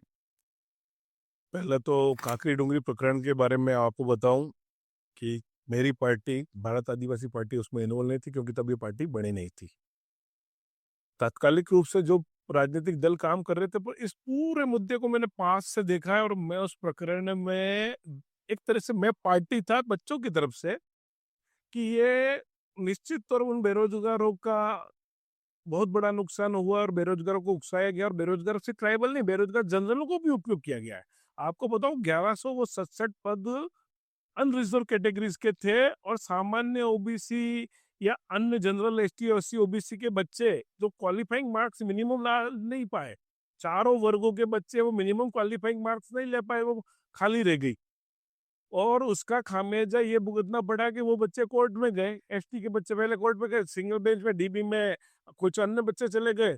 तो इसको एक संघर्ष का मुद्दा इन नेताओं ने बढ़ा दिया और ये खामियाजा ये कारण भी इसलिए रहा कि आपने वो छूट या पर्याप्त समय जब देनी थी, और समानता मंच ने या जनजातीय मामले उस टाइम हमने बहुत मांग की। 5% ओबीसी की छूट है राजस्थान में एज में परसेंटेज में, वो छूट यहाँ दी होती, वो 1170 पद नहीं देते। या वो टीएसपी के उस मेरिट को 5% की छूट दे दी होती, 11%। तो जो भी जनजाति के बंधु हैं, एससी के बंधु हैं, ओबीसी के बंधु हैं, सामान्य के थे, वो पद हमारे टीएसपी के थे, पर जो मिनिमम बैरियर उसमें कर रखा था वो नंबर कोई छू नहीं पाया, तो नहीं भरे। अब उस पे इन्होंने राजनीति करी, कांग्रेस बीजेपी के लोगों ने, मैं पहले भी कह चुका हूँ कि कांग्रेस के लोगों ने गुमराह किया, सागवाड़ा के एक नेता ने गुमराह किया, सागवाड़ा के नेता ने इनको बुला बुला के उस टाइम के बीएपी के कार्यकर्ता, आदिवासी परिवार के कार्यकर्ताओं का, कांग्रेस के नेता का, तुम ऊपर चढ़ जाओ, तुम दबाव बनाओ, मैं तुम्हारा ये काम करवा दूंगा। आरपीएससी के एक बाद में सदस्य बड़े, उनको उसका उपयोग किया, उस आदमी का भी जीवन खैर इन्होंने बिगाड़ा। तो निश्चित तौर पर बीजेपी के लोगों ने वह फंडिंग करी है। और मैं उस फंडिंग में के पीछे दो तरह के लोग हैं। एक सामाजिक आंदोलन में अगर कोई विधायक साथी या पैसा देता है तो अपने समाज के काम करने में बुराई नहीं है, पर आप गलत नीति से वहां खाना खिलाने के लिए, वहां टेंट लगवाने के लिए जाओ और आप दाली करवाओ, ये उकसा के और उसका ठीकरा आदिवासी युवाओं या नेताओं पे फोड़ दो, तो ये बिल्कुल गलत बात है। ये सरकार का फेल्योर था, इंटेलिजेंस का फेल्योर था, और दो गरीब युवाओं को जान जानी पड़ी, तो इससे निश्चित तौर पे उस टाइम की तत्कालीन सरकार और उस टाइम का विपक्ष जिम्मेदार है। और जो युवा उसमें फंसे उनकी निश्चित तौर पे हमारी पार्टी मदद कर रही है। हर गुरुवार को हम धरने दे रहे हैं कलेक्ट्रेट पे, हमारे बैनर पे, मैं खुद उन धरनों में शामिल हुआ हूं, और इन युवाओं के हित में निश्चित तौर पे आएगा। और ये लड़ाई कहीं न कहीं प्रायोजित थी और सरकार की नेग्लिजेंसी की वजह से हुई। आपने अभी यूथ की बात की, तो यूथ कहीं ना कहीं पॉलिटिक्स से बहुत ज़्यादा दूर रहता है। उसे लगता है कि पॉलिटिक्स एक ढंग की चीज़ नहीं है, अच्छी चीज़ नहीं है। तो आप युवाओं को क्या कहेंगे कि वो पॉलिटिक्स का हिस्सा बने और क्यों बने? नहीं, मैं आपकी बात से थोड़ा सा अलग राय रखता हूँ। यूथ पॉलिटिक्स से दूर नहीं हुआ है, यूथ को पॉलिटिक्स से दूर किया गया है, और ये कांग्रेस और बीजेपी द्वारा किया गया। बीएपी तो यूथ की पार्टी है, और हमारे पास तो ये एक की जगह 10 मांगते हैं, वो दिक्कत आ रही है। अभी तो ये दिक्कत है कि हम टिकट किसको दे, और हमारी जांच व्यवस्था इतनी मजबूत है, हमारे नेताओं का कार्य सिस्टम इतना मजबूत है कि वह उम्मीदवार युवा चयन हो जाते हैं। पर आज बीजेपी कांग्रेस के पास उम्मीदवार खड़ा करने के लिए आदमी नहीं मिलता है, क्योंकि उन्होंने परिवारवाद को पकड़ रखा है। इन्होंने नौकरियों से लाके आदमियों को ऊपर थोप देते हैं, और जो युवा बरसों से काम करता है। अभी आप सलूमर की बात करें, सलूमर में एक युवा टिकट मांग रहा था, उसको बेचारे को हवाई जहाज में बिठा लेके गोटी दे दी जयपुर ले जाके, और वो पूर्व एमएलए की पत्नी को टिकट दे दिया। युवाओं को टिकट देते हैं, तो युवा कौन होता है इनकी पार्टी में? सुशील कटारा, जीवराम कटारा का बेटा। युवा कौन होता है? अनीता कटारा, कनकमल कटारा की लड़की। युवा कौन होता है? हेमंत मीणा, नंदलाल मीणा का लड़का। तो इनके युवाओं की डेफिनेशन फिक्स है, परिवारवाद और नौकरी से नहीं। अब इनको फिर बाद में जरूरत पड़ती है पढ़ा लिखा, तो इनको नहीं मिलता, तो नौकरी छुड़वा के लेके आते हैं। बंसीलाल कटारा को नौकरी छुड़ा के ले आए, मन्नालाल कटारा नौकरी छुड़ा के ले आए, आपके पहले नंदलाल जी नौकरी छुड़ा के ले आए, हीरालाल बिल नौकरी छुड़ा के ले आए, अमृतलाल कलासुआ नौकरी छुड़ा के ले आए, चुन्नीलाल गरासिया नौकरी छुड़ा के ले आए। तो इनके पास युवाओं की टीम यदि बाहर से आयातित करते हैं, नौकरी से करते हैं, नेता पुत्रों से करते हैं। बीएपी के सामने ये समस्या नहीं है, और युवाओं को अपनी तरफ ला रहे हैं। दूसरा, इस क्षेत्रों में युवाओं को राजनीति से जो दूर किया वो भारतीय जनता पार्टी ने किया है। भारतीय जनता पार्टी ने जब 100% रिजर्वेशन कर दिया, तो सामान्य ओबीसी व्यक्तियों का तो जीवन का डाइवर्सन राजनीति से हटके धंधों पानी में लग गया, तो उनका तो वो विकास की तरफ चले गए। तो सामान्य वर्ग के जब सरपंच बनते थे, प्रधान बनते थे, तो युवा उसमें जुड़ते थे। वो युवा मोर्चा, युवा कांग्रेस ऐसे काम करते थे, तो संगठन में एक बड़ी होड़ बढ़ती थी। आज का एमएलए भाई गणेश डोगरा मेरे जूनियर है, तो हम साथ में काम करते थे, तब युवा मोर्चा हम लड़े हुए हैं। हमने पास से देखा, मैं युवा मोर्चा आज की तारीख में ये जिलाध्यक्ष पूर्व में रहे, बीएपी वो तब एनएसएम हुआ करते थे, एक दो जिलाध्यक्ष। तो कहीं कहीं इनके पास युवाओं की कमी है, बाकी बीएपी के पास नहीं। और युवाओं को रोकने का काम भाजपा कांग्रेस में चलता है। हमारे यहाँ तो युवाओं के लिए पुरजोर दरवाजे खुले, और युवाओं के बल पे ही आज हमारे पास सब प्रधान युवा है, सांसद युवा है, विधायक युवा है, हमारा प्रदेश अध्यक्ष युवा है, राष्ट्रीय अध्यक्ष युवा है। तो निश्चित तौर पर युवाओं की पार्टी देश की सबसे युवा वाली पार्टी बीएपी है।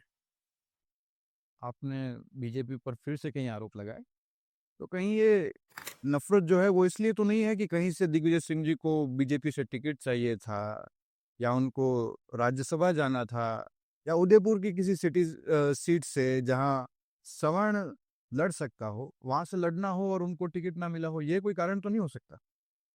आज पहली बार शायद मुझे अपने लब खोलने पड़ेंगे, और मैं मेरे घर में बैठ के, मेरे पुरखों के नीचे बैठ के प्रताप को मान के एक राजनीतिक चीज है जिसको नहीं कहनी चाहिए थी, तो वो कह रहा हूँ। पर वो जस्ट विपरीत निकलेगी और बहुत से लोग हंसेंगे, बहुत से लोग विरोध करेंगे, पर सच्चाई है मेरे जीवन में 3 बार ऐसे आए कि मुझे भारतीय जनता पार्टी ने प्रलोभित किया। और चुनाव तो बहुत छोटी चीज है। सबसे पहले सागवाड़ा रैली जब हमारी हुई, उसका इंटेलिजेंस से आंकड़े ऊपर जाने लगे कि रैली में इतनी संख्या होगी, इतनी संख्या होगी। पहले सरकार ने कहा 20-25 हजार होंगे, फिर 50 हजार होंगे, फिर 1 लाख होंगे। तो इनकी नसें ढीली हुई। और तब राज्य सरकार के मंत्री यूनिस खान बांसवाड़ा दौरे पे आए थे और फिर उनको जयपुर से निर्देश मिला तो वो डूंगरपुर आए। और उनके साथ हमारे स्थानीय नेता थे भाई बरबुद्दीनिया वाले गडकरी साहब के पीएस शैलेश भाई दोनों। और डूंगरपुर के एक ठेकेदार के घर हमारी मीटिंग हुई कि यार आप ये रैली तो एक बार पोस्टपोन तो करो या कुछ भी बात करो, एक बार जयपुर चलो और अपन बात करते हैं। मैं कहा मैं न तो रैली पोस्टपोन कर सकता, ना मैं जयपुर आके बात करूंगा, ना मुझे किसी पर मेरे मुद्दों की बात करो तो मैं बात करता हूँ। और ये लोग मेरे को हवाई जहाज की टिकट करके और वहां ले जाने के लिए कि मैं इस चीज के लिए सक्षम नहीं हूँ। और ये रैली होगी और हमारे मुद्दे के लिए, और सरकार के विरुद्ध रैली नहीं है। आप हमारी बात मान लेना, हम रैली में वो आपको टाइम देंगे, ठीक है, तो हमारी मांग और क्षेत्र के लोगों से कुठाराघात नहीं कर सकते।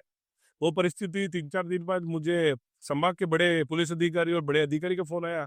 उनसे मेरा पहले इतना संपर्क नहीं था। उन्होंने मुझे कहा कि भाई यार, राजस्थान की मुख्यमंत्री जब तुमसे मिलना चाहती है क्यों नहीं मिल रहे हो? मैं कहा मेरा मुख्यमंत्री से मिलके कोई निजी काम नहीं है, मुख्यमंत्री को मेरा मुद्दा यहाँ से भी पता है और रैली के माध्यम से पता पड़ जाएगा।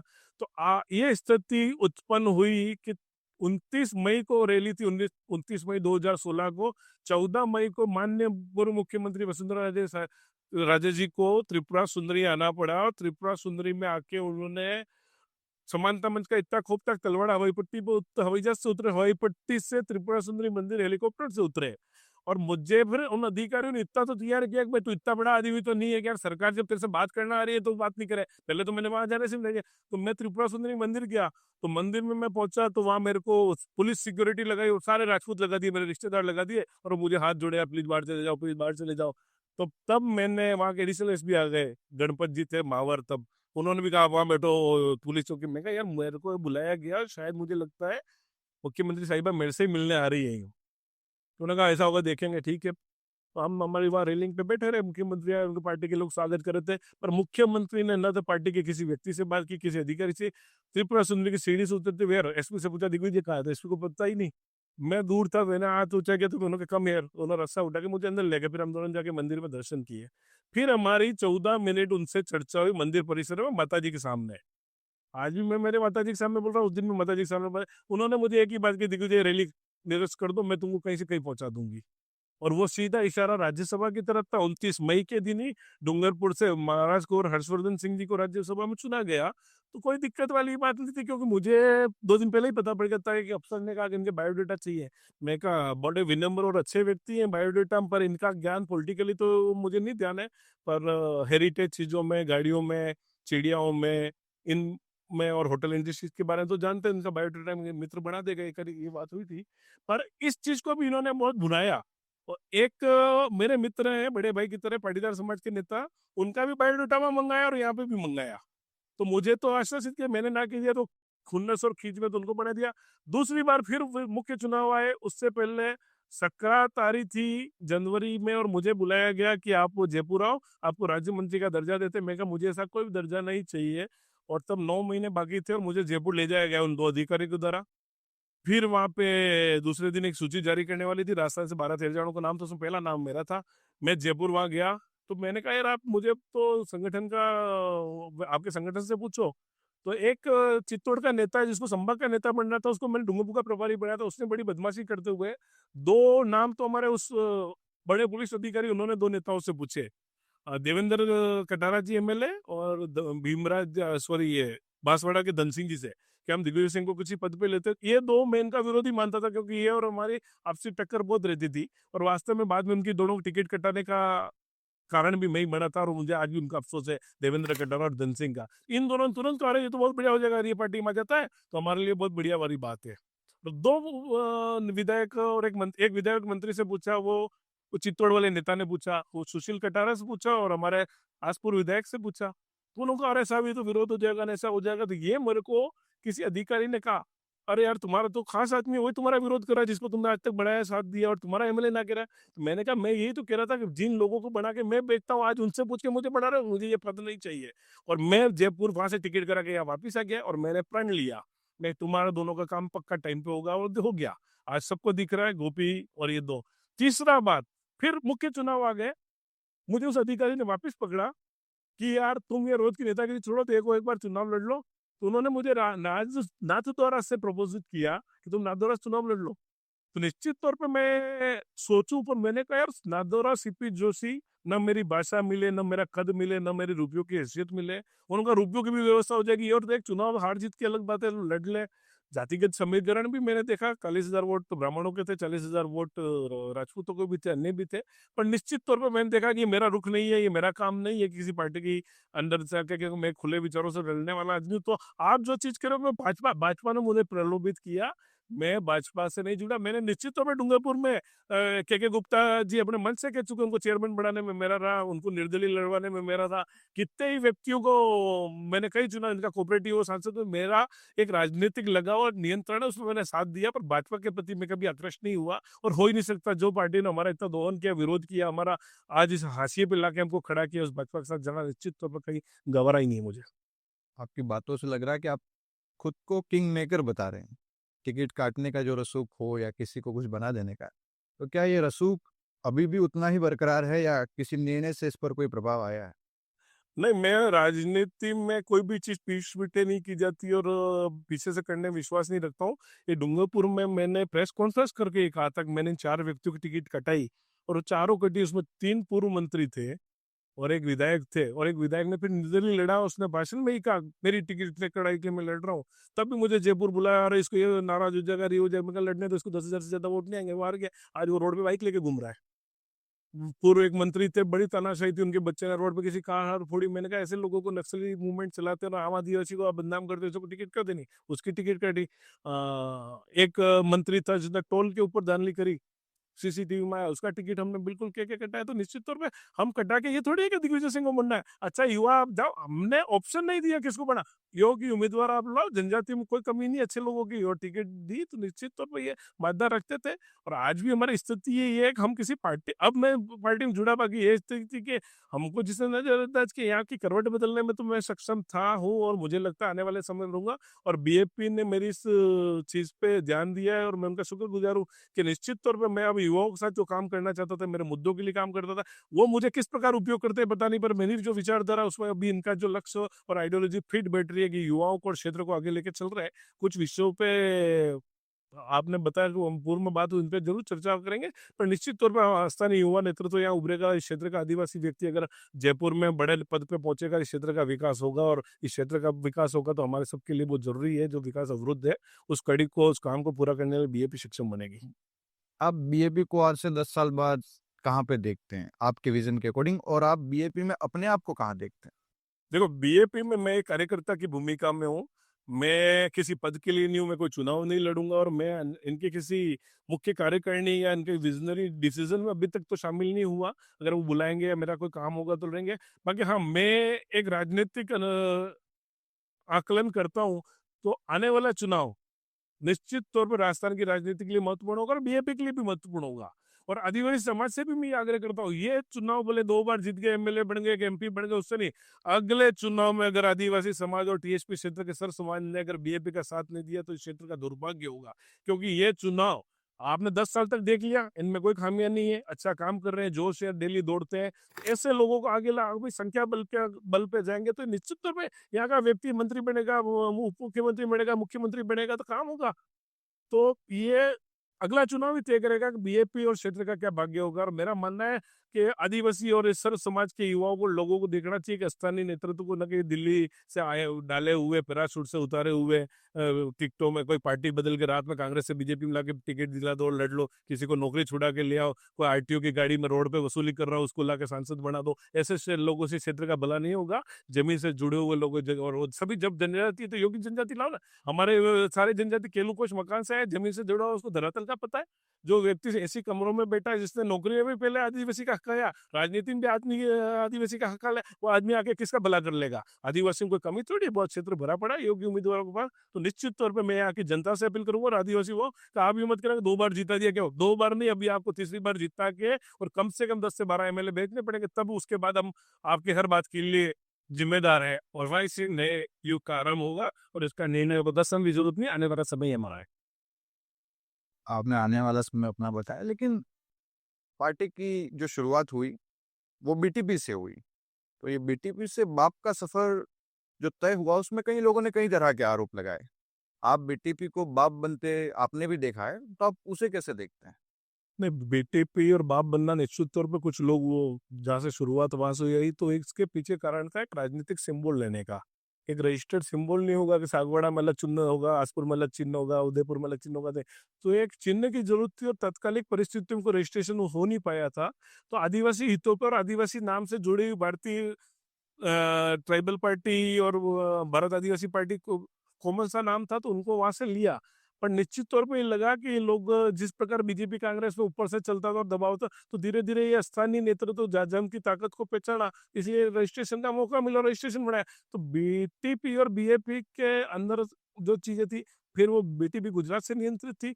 अब तो हम उल्टे गुजरात में हम चले गए। अभी हमारा दाहोद में राजकुमार जी ने ऑफिस शुरू किया है, तो उसका ये प्रभाव रहा कि देश के गृह मंत्री को बिल प्रदेश की मांग पे बोलना पड़ा। कितना मुझे लगता है कि राजनीति के अंदर कुछ भी चीज असंभव नहीं है और कभी भी करवट ले सकती है।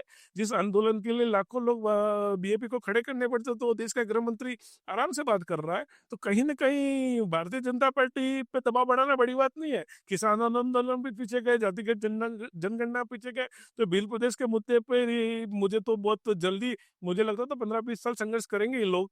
पर ये बीए भाजपा का जो नतमस्तक होना है, कहीं न कहीं इस उभरती ताकत को देख लिया, या गुजरात चुनाव में इनकी जड़ें हिलने लगी है। तो ये देख लो आप कि आज की बीएपी उस बीटीपी से ज्यादा सक्षम है।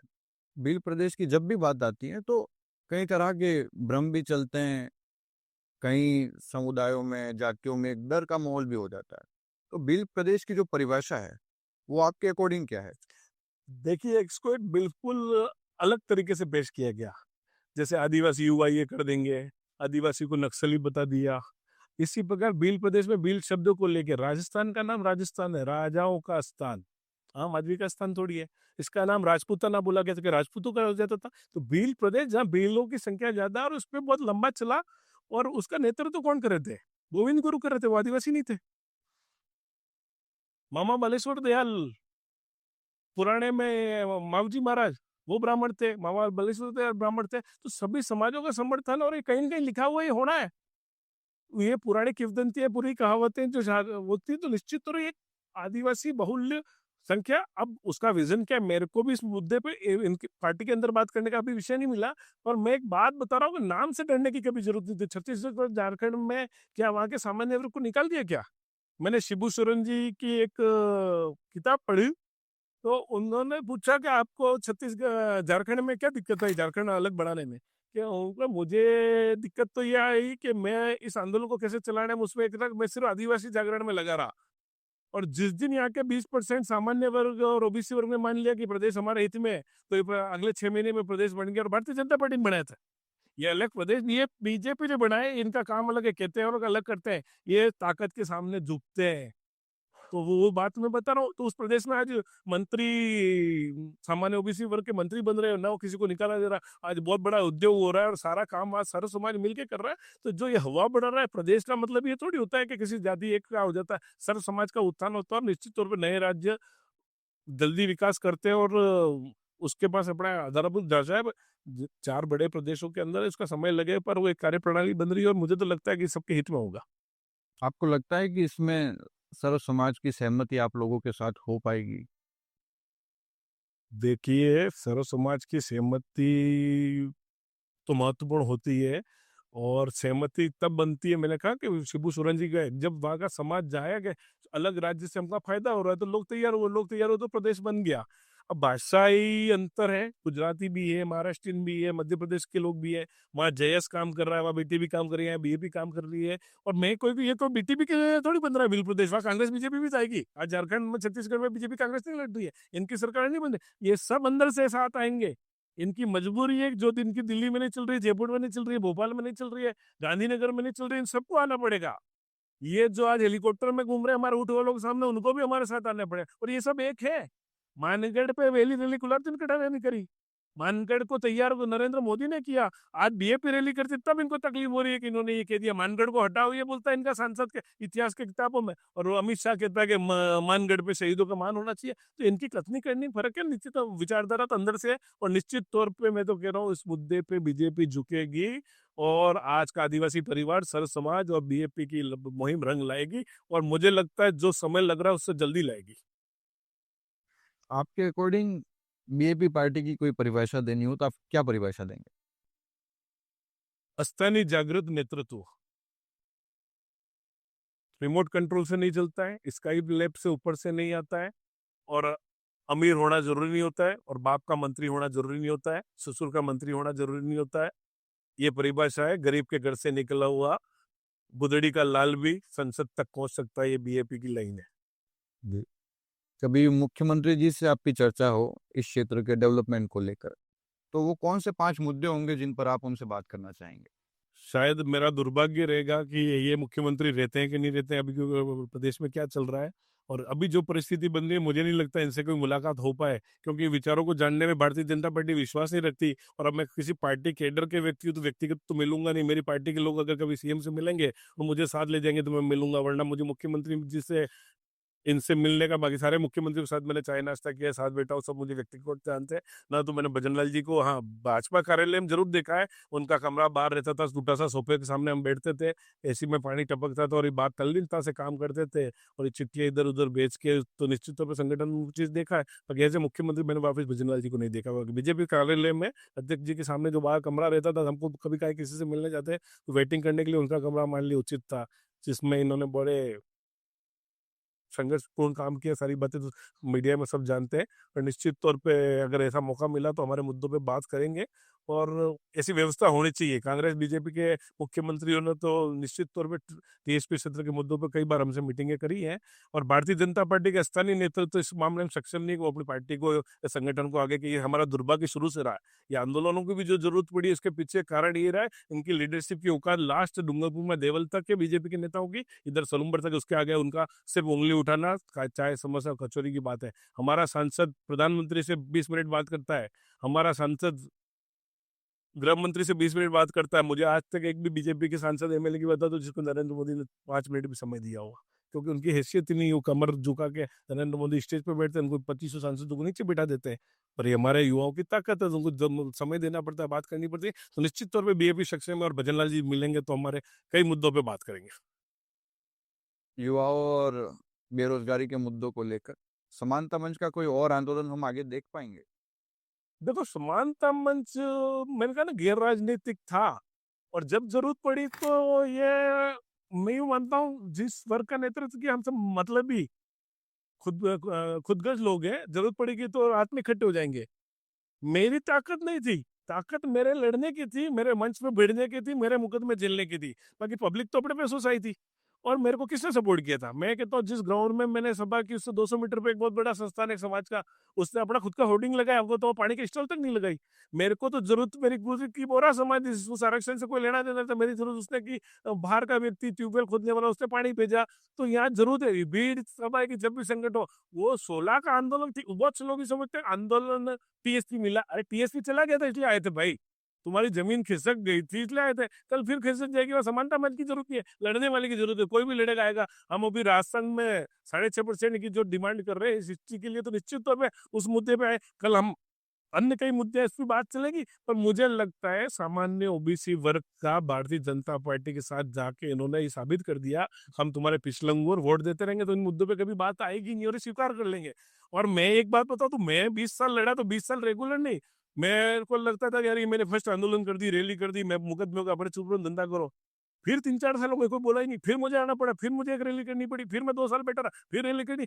2-4 लोग मेरे साथ बिल्कुल, ये वालजी भाई लीलवासा, भाई हितेश मांदरवेड, 1-2 व्यक्ति, बाकी क्या हुआ, कांग्रेस का राजा है, बीजेपी का है, बीजेपी का राजा है। डूंगरपुर में एक पहली रैली हुई थी और बीजेपी के राज था, तो मात्र जोरावर सिंह राय की एक नेता थे बीजेपी के जो उस कार्यक्रम में आए, वरना वो पार्टी चलती थी। एक बार हमने एक यज्ञ किया हुआ, शंकर सिंह सोलंकी भी थे, ताराचंद बोगरा भी थे, सारे लोग आते थे, सुदर्शन जैन उपसभापति। पर जब राज बदला, बीजेपी का राज आया, तो बीजेपी के लोग बस से उतर गए, कांग्रेस का राज आया तो कांग्रेस के लोग उतर गए। तो सत्ताओं से नहीं भिड़ सके, तो ऐसे लोग नेतृत्व नहीं करते, लाभ के लिए करते। तो निश्चित तौर पर ऐसे कोई क्षेत्र के विरुद्ध कोई बात होगी तो समानता मंच की क्या जरूरत है, जो मंच जहाँ पे भी खड़े रहेंगे वो मंच अपने आप कारगर रूप से, हम तो लड़ाई लड़के मुद्दा करना पड़ता है। 2016 की रैली के बाद मैंने कोई बड़ी रैली नहीं, कई मुद्दों पे मैंने 16 के 18 के नियुक्तियां दिलाई, सागवाड़ा में दिनेश कोटड़े जी के ऑफिस के बाहर 4 दिन धरना दिया, बहुत सारी चीजें लगी। और बहुत सी चीजें ऐसी कमिश्नर ऑफिस में 2 बार फाटक हिलाई, तो भट्ट साहब को पीछे से निकल के जाना पड़ा कमिश्नर साहब को, और बाद में माफी मांगी, मैं उधर गया। तो लड़ाई तो लड़ते रहेंगे, हर मुद्दे पे लड़े, और सर्व समाज की लड़ाई होगी तो लड़ेंगे। क्या मैं अब इस पूरी बातचीत में ये तय मान सकता हूँ कि दिग्विजय सिंह जी मुझे कभी किसी राजनीतिक पद पर नहीं दिखेंगे या कहीं चुनाव नहीं लड़ेंगे? नहीं, राजनीतिक पद तो मैं कह रहा हूँ ना, मैं राजनीति से विमुख था, मेरे पीछे वाले पट्टे डाल डाल के चले गए, और मैं किसी पार्टी में नहीं गया। मेरी तो विचारधारा को उनके सन्निकट मान के मेरा मान बढ़ाया है। भारत आदिवासी पार्टी के राष्ट्रीय अध्यक्ष ने मुझे मनोनयन पत्र दिया है। यहाँ तो बीजेपी का अध्यक्ष तो जयपुर से यहाँ आते आते तय होता है। भारतीय जनता पार्टी के कितने अध्यक्ष के दावेदार थे, मेरे पास से आए, मैं भी मिलाने गया, मेरे भी अच्छे लिंक से वहीं, तो उन्होंने भी चल का नाम किसका ना मना किसका, लास्ट में कहते हैं कि पैसे चल गए। कांग्रेस के अंदर ही स्थिति है कि तय कौन करता है, बंद कौन जाता है, काम क्या है। तो ये चीज बीएपी के तो राष्ट्रीय नेतृत्व मेरे को, जैसे नड्डा जी ने किसी को अपॉइंट किया तो इस संभाग में मुझे तो नहीं पता, पर मेरे को तो मेरी पार्टी के राष्ट्रीय अध्यक्ष ने नियम दिया, और मेरी कार्य क्षमता को, और हमारा जो पुरातन व्यवस्था क्षत्रिय आदिवासी में दोनों को काम जो देखते हुए उन्होंने मुझे स्वीकार किया। और निश्चित तौर पर मैं आज सर्व समाज को साथ लेके काम, जो पहले भी किया था समानता मंच के तौर पे भी सर्व समाज की लड़ाई लड़ी, और अब भी सर्व समाज के लिए काम करता रहूंगा। और एक्टिव पद की कोई आशा नहीं, मेरी पार्टी मेरा उपयोग कैसा करेगी वो पार्टी की तय, मैं आधी रात भी उनके लिए तैयार हूँ। सर, आपको उम्मीद नहीं है, पर किसी को आपसे उम्मीद हो कि आप किसी पद पर काम करें या कहीं से चुनाव लड़े, तब क्या होगा? नहीं, अब शायद वो मेरे को वो मोह नहीं रहा। जब आप मंत्री बना लेते हो, संतरी बना लेते हो, एमएलए बना लेते हो, मुख्यमंत्री को करीब ले, चीफ सेक्रेटरी से साथ बैठ लेते हो, तो सारा मोह भंग हो जाता है, और कार्य प्रणाली देख ली है तो। और दूसरी चीज, कुछ चीजें भगवान भी, कुदरत भी तय करती है। तो जब समानता बंच बनाया और मैं क्या करूंगा ये मुझे तय नहीं था, ये जरूर था नौकरी नहीं करूंगा, कभी कोई फार्म को नहीं भरा, कभी कोई इंटरव्यू नहीं दिया, कभी मैंने बीएड एसटीसी का फार्म नहीं भरा।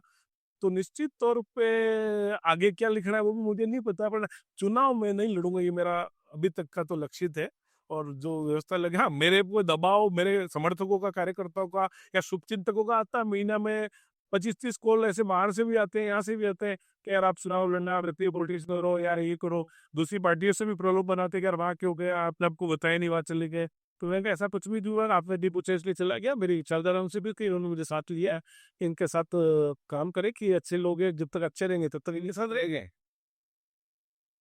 तो अगर दबाव बढ़ेगा तो फिर दरवाजे चुनाव लड़ने के लिए खुले हैं। नहीं, दबाव से नहीं बढ़ेगा, मुद्दों से बनता है, और मुद्दों के लिए बात करनी पड़ती है। और मुद्दों पे उन लोगों से क्या बैठना जिन्होंने आज तक चुराई गोबे, उनके साथ बैठना कोई संभव नहीं लगता मुझे। सर, नेशनल पॉलिटिक्स को आप कैसे देखते हैं? अभी देश के लिए बहुत खराब समय चल रहा है, एक अघोषित आपातकाल है। यहाँ मीडिया कवर में है, हमारे एक जोशी जी है, राजस्थान के ही है, वो तय करते हैं कि आज कौन सा एंकर बैठेगा, किससे डिबेट होगी, किस मुद्दे पे बैठेगी, किस मुद्दे पे गिरा दिया जाएगा।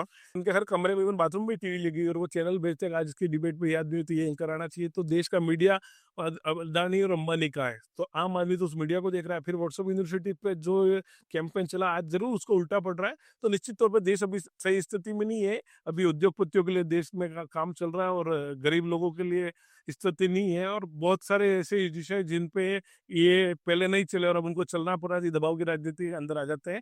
और खास करके भ्रष्टाचार के मामले में इनका, अजीत पवार को जब इन्होंने साथ लिया, हवेंद्र शर्मा को साथ लिया, मध्य प्रदेश में सरकार गिराई, महाराष्ट्र में सरकार गिराई, तो इनकी जो राजनीतिक पॉलिटिक्स है कर्नाटक में गिराई, उस निश्चित तौर पे भाजपा अपनी और संघ अपनी पटरी से उतर चुका है। और आने वाले समय में जो काम कांग्रेस के साथ चली, इतना इनका इतिहास नहीं मुझे लगता है। यूथ जो है, उनकी ज़रूरतें भी हैं और जिम्मेदारियां भी हैं। तो कॉम्पिटिटिव एग्ज़ाम की तैयारी में लगे हुए। तो सीटें लिमिटेड हैं, सिलेक्शंस भी लिमिटेड होते हैं। तो जो लोग डिप्रेशन से गुज़र रहे हैं, एंग्ज़ायटी से गुज़र रहे हैं, उनको आप क्या एडवाइस करना चाहेंगे? ये प्रश्न बहुत जायज़ है, क्योंकि मैंने एक चीज़ देखी, टीएसपी का जो स्थानीय लाभ मिला ना, उससे फ़ायदे तो लिमिटेड मिले, 35,000, 40,000, 42, 45, 50,000 लोग लग गए। पर मुझे लगता है कि लोगों में नौकरी की चाह इतनी बढ़ी कि आज 15-15 बसें भर के रतलाम में, इंदौर में एसटीसी करने जा रहे हैं, 50-50 जगह से बीएड कर रहे हैं, हर साल 1 लाख लोग। ये नौकरी का जो माहौल चल रहा है, वो सबके लिए ठीक नहीं है। और जनजाति समाज हो या सामान्य वर्ग का व्यक्ति हो, हर व्यक्ति को ना सरकार नौकरी दे सकती है, और हर व्यक्ति अगर नौकरी करेगा तो दूसरा काम कौन करेगा? मैंने इस चीज़ को शुरू से उठाया। मेरे को कुदरत मेहरबान है, मैं आर्थिक रूप से सक्षम हूँ, तो भी मैं किसानी भी करता हूँ। मैं बकरियाँ पालता हूँ, मैं वृक्षारोपण करता हूँ, पेड़ लगाता हूँ, और मेरा ये मानना है कि नौकरी निश्चित तौर पे सिक्योरिटी है, परिवार को सक्षम बनाती है, पर जिसको ज़रूरत है उसको करनी चाहिए, और जिसको लगता है कि मैं थोड़ा-सा भी अलग कुछ कर सकूँ और अपने साथ अन्य 5 व्यक्तियों को रोज़गार दे सकता हूँ, तो नौकरी का मोह त्यागना पड़ेगा, क्योंकि नौकरी आने वाले भविष्य में नहीं आती। और डिप्रेशन का कारण यही है कि हमारी ऐसा, और एक समाज का एक माहौल भी है कि आदमी 10 लाख रुपए महीने कमाता हो, साल भर का कमाता हो, उसको लड़की नहीं देंगे, लेकिन एलडीसी में अगर सिलेक्शन हुआ तो उनकी वरीयता रहती है लड़की वाले की। तो इस समाज का जो माहौल है, वो निश्चित तौर पे इस स्थिति को बदलना पड़ेगा। आज गुजरात में देखिए आप, गुजरात में नौकरी का माहौल इतना नहीं रहता, व्यवस्था अपनी चरम पर है। अपने अन्य समाज में बोरा कम्युनिटी ले लीजिए, आप सिंधी समाज ले लीजिए, कलाल समाज ले लीजिए। मैं तो मेरे समाज के लोगों के तो बहुत सारे काम है, अंडे से लगाकर झंडे तक के लिए फ्री बैठे हैं, पर क्या कर रखे हो, वाह नौकरी, हम 10 आदमी को अपन काम लगा सकते हैं। नौकरी का मोह त्यागना पड़ेगा युवाओं को, और हर समाज के युवाओं के लिए। हम टीएसपी क्षेत्र में बहुत सारी, क्योंकि हमारे पास पानी है, अहमदाबाद पास है, इंदौर पास है, उदयपुर पास है, हमारे पास बिजनेस करने के लिए बहुत तरीके। और एक माहौल भी एक बिजनेस पैसों से होता है, ऐसा नहीं है। 10 बकरियों से 100 मुर्गियों से भी बिजनेस चालू होता है, कंप्यूटर से भी बिजनेस चालू होता है, किसी मोबाइल की शॉप से बिजनेस बिजनेस करने के लिए, ऑर्गेनिक खेती है, डेयरी है, बहुत सारी चीजें करने के लिए आगे आना पड़ेगा। सर, अभी हम आ रहे थे, एंटर कर रहे थे, तो एक लॉबी में आपके बुक्स देखी। बुक्स का शौक दिखता है आपका, तो कोई रिकमेंड करना चाहेंगे स्टूडेंट्स को, यूथ को, कि आप ये बुक्स पढ़ें या बुक्स क्यों पढ़ें? देखिए, स्वाध्याय तो करना ही चाहिए, और स्वाध्याय का आजकल रूप बदल गया। पहले किताबों का था, अभी आपका सोशल मीडिया के माध्यम से या सुनने वाली बहुत सी चीज़ें उनसे भी मिलता है। और निश्चित तौर पे जिस प्रकार शरीर को व्यायाम की ज़रूरत होती है, ऐसे दिमाग के व्यायाम के लिए भी हमें नई-नई चीज़ें पढ़ती रहनी चाहिए, और स्वाध्याय बहुत महत्वपूर्ण है। और मेरा युवाओं के लिए तो यही चीज़ है कि अगर आप कोई पढ़ने में इंटरेस्टेड है, तो आपके लिए अगर धार्मिक रूप से लेते हो, तो मैं कहता हूँ गीता से बड़ा कोई अ, अध्याय नहीं है, कोई संविधान नहीं है। इसके अलावा सामाजिक क्षेत्र में बड़े-बड़े महापुरुषों की जीवनी है, आप उसको किसी को भी उठा के पढ़ेंगे, तो आप उसको लेके अपने जीवन को नए पथ पे ले जा सकते हैं। तो बहुत लिटरेचर की और किसी चीज़ की कमी नहीं है। भारत के इतिहास में, राजस्थान के इतिहास में बहुत बड़ा साहित्य पड़ा हुआ है। मैं कहता हूँ पढ़ने की आदत डालनी चाहिए। विश्व का हर बड़ा व्यक्ति वही बना है जो किताब पढ़ा है। सर, अगर दिग्विजय सिंह जी को अपने लिए कोई एक वर्ड चूज करना हो, तो उनका वो वर्ड कौन सा हो? स्वाभिमान से समझौता नहीं।